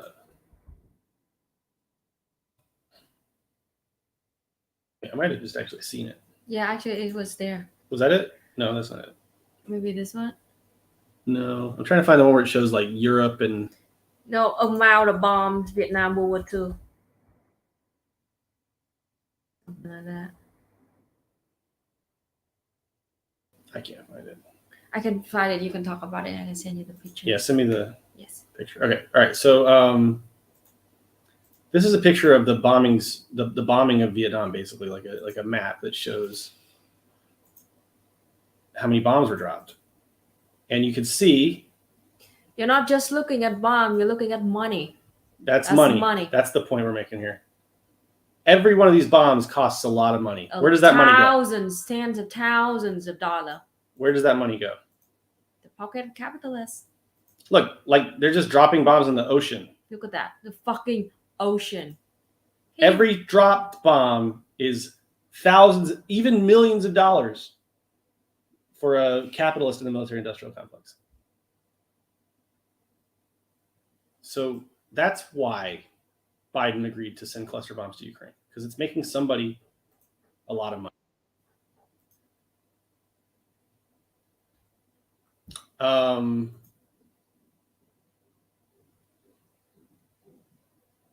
Thank you to Iced Cape Jam. Says, been enjoying your series of streams on fascism. Any chance of covering anti-fascist organizing or how to combat fascist tendencies with unions?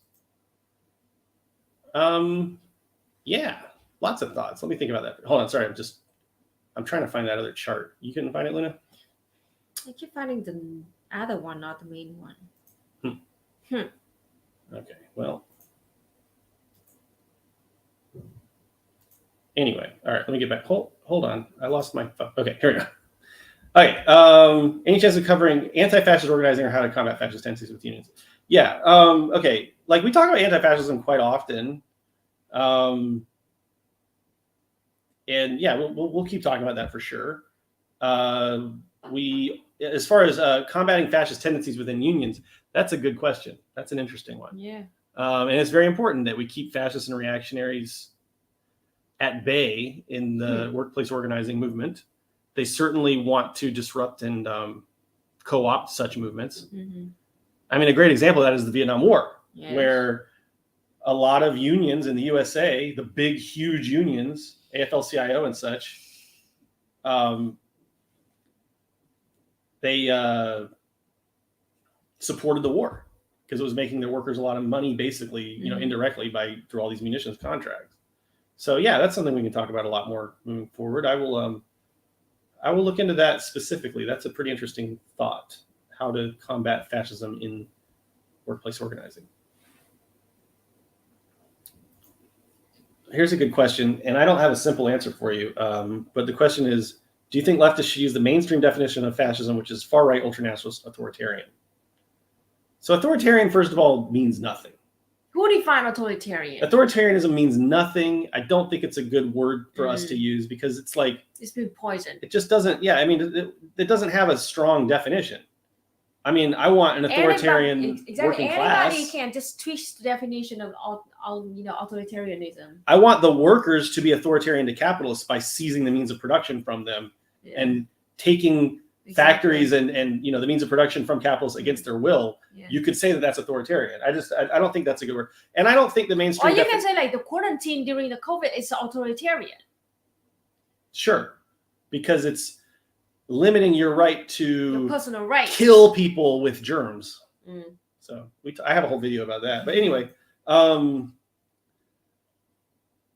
it's a very doctrinal word. It's just not very useful. And I don't think that the liberal mainstream definition of fascism is useful. I think that what we need to be doing is educating people about the origins and the functions of fascism and the parallels that fascism has with the systems of settler colonialism that were basically the inflection point, the template which fascists used to pattern their own movements after.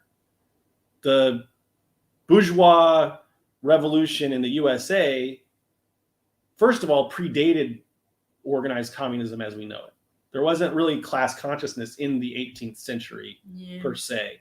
And so they didn't really have to worry as much about communist revolution and such.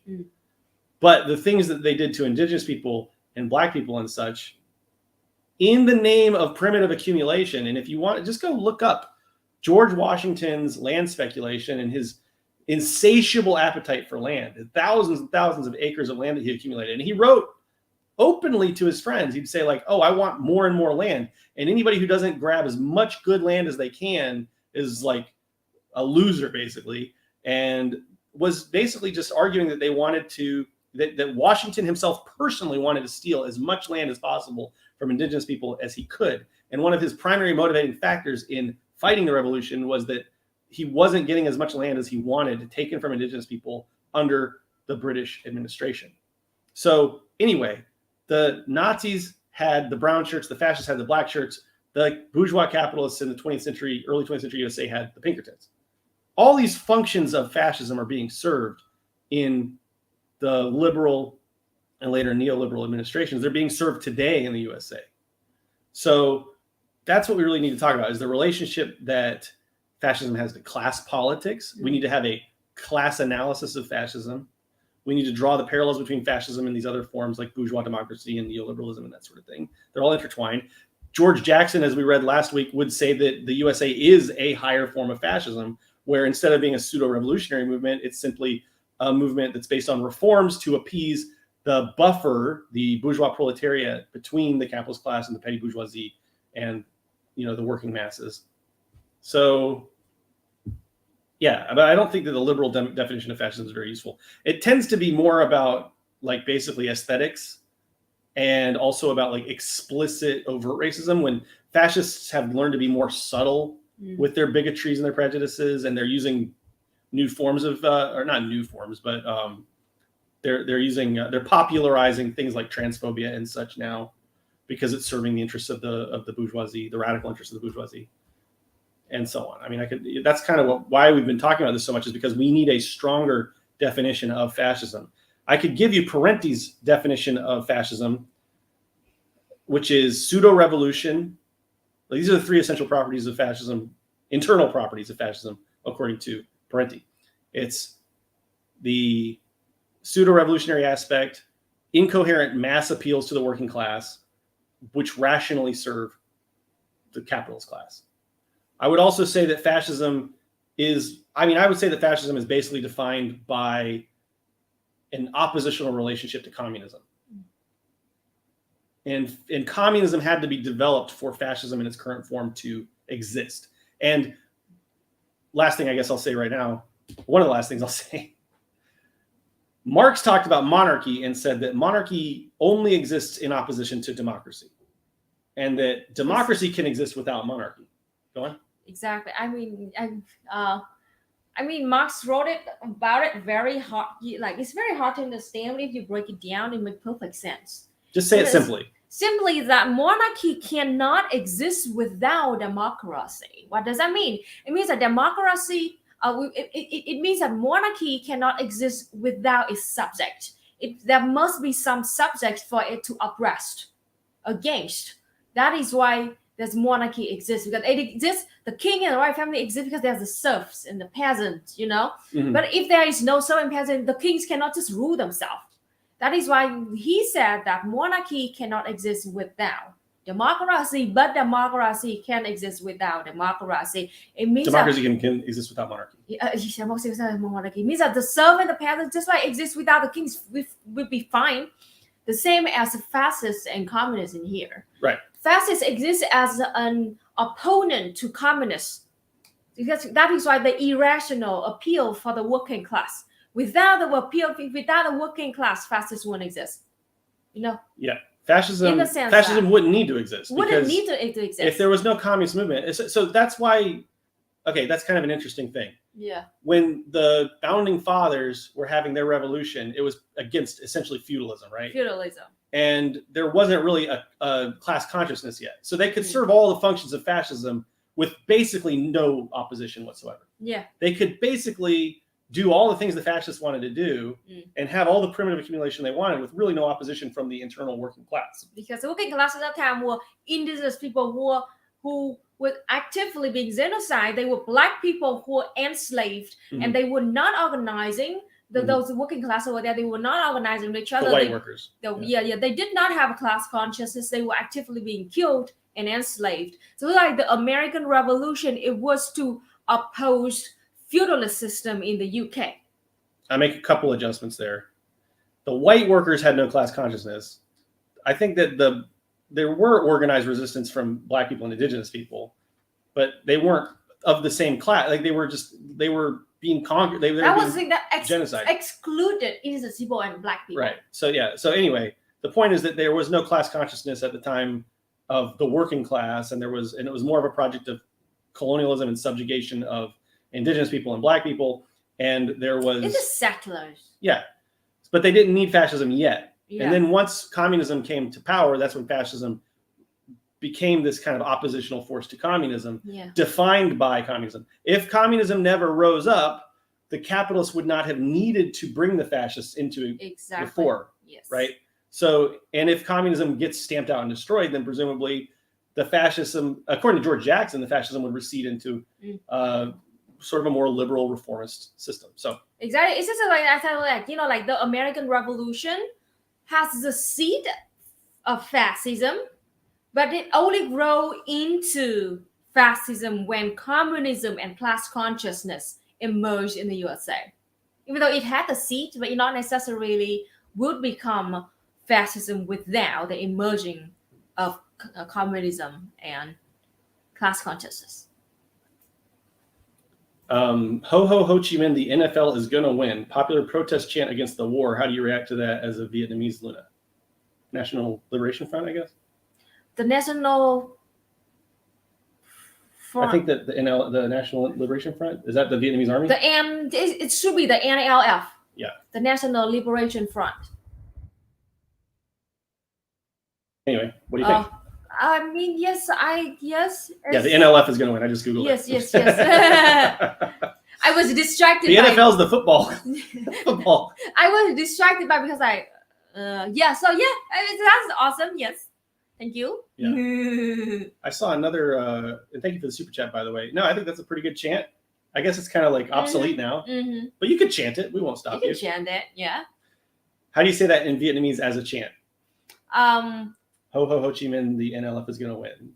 Actually, ho ho Ho Chi Minh is not a Vietnamese way of saying it at all. Well, do you translate the spirit? It's like ho ho Ho Chi Minh. Say it like the Vietnamese would say it, you know? Ho ho Ho Chi Minh. Mặt trận Tổ quốc nhất định sẽ thắng. Is that the kind of thing that okay, there you go. Good. Mặt trận Tổ quốc nhất định thắng lợi. That's a more Vietnamese single way to say. Chants are good. Some chants are good. Some chants are terrible. Off topic, EJ, what is the difference between objectivity and Marxist materialism? I mean, objectivity is a property which Marx describes. This is a property. So there's not really a difference. I mean, I don't know if you talk about objectivity is like a the difference ideology between objectivity. Let's just explain what objectivity means in Marxist terms. Objectivity is a characteristic in Marxism. So, for example, when we Marxists, we learn about the universe, we learn about the material world, we learn about its objectivity-ness. Means that, like, for example, like the demand to liberate the working class is an objective need of human beings, of the working class, in objective, because like nobody wants to be oppressed. Well, hold on. More basic than that. Oh. Objective just means external. External. Something that happens outside of you is external. Well, you can't control it directly. You can impact it, but you can't control it. So objective means external. In the dialectical materialist, I guess you could say Marxist materialist framework. And objective also means that there are definite, you could say, results of its, development. Okay. So an objective phenomenon would be like money. Money is not physical. You can't touch the concept of money, but it is an objective form that has real impact on people's lives. Yeah. Right. So objectivity is kind of this, I guess you could say, property or characteristic of different things, phenomena. In Vietnamese, it's called khách quan. It literally means the view of the guest perspective. That is something outside of you that you cannot control, but you can affect it, and it will affect you. But it's something like outside, external to you. And we also focus on the subjectivity too, because we as communists we can change ourselves, control ourselves. That is why we can control our subjectivity and work with the objectivity to change the world. Never mind. They're talking about objectivism. Oh my God! By Ayn Rand. I thought you were talking about the concept of objectivity. It's totally different. Objectiveness. All right. Well, just to wrap this up, I'll read quickly the definition of objectiveness from Luna's translation of the curriculum of Marxism-Leninism from Vietnam, which you can get at banyanhouse.org/shop. It defines objectiveness as an abstract concept that refers to the relative externality of all things, phenomena, and ideas. Everything, phenomena, and idea exists externally to every other thing, phenomena, and idea. That means that to each individual subject, all other subjects exist as external objects. That's the basic idea of the principle. Now, objectivism from Ayn Rand, I mean, they're completely different. I don't know how else to tell you. For one thing, objectivism is all bullshit. I think that's the biggest difference. And it seeks to... What does it believe? Everyone does everything for their own personal benefit, and that's a good thing. Everyone does everything for their own individual personal benefit, and that's a good thing, and it should be celebrated. And it's basically like egoism. Yeah, it's rooted in egoism. Yes. Oh, of course. It's like egoism with no apologies. Yeah. It's like egoism with no conceit for caring about other people. It's absolutely asshole's ideology. It is an asshole ideology. Yes. Whereas the pursuit of dialectical materialism and scientific socialism is the application of dialectical materialism to the human condition.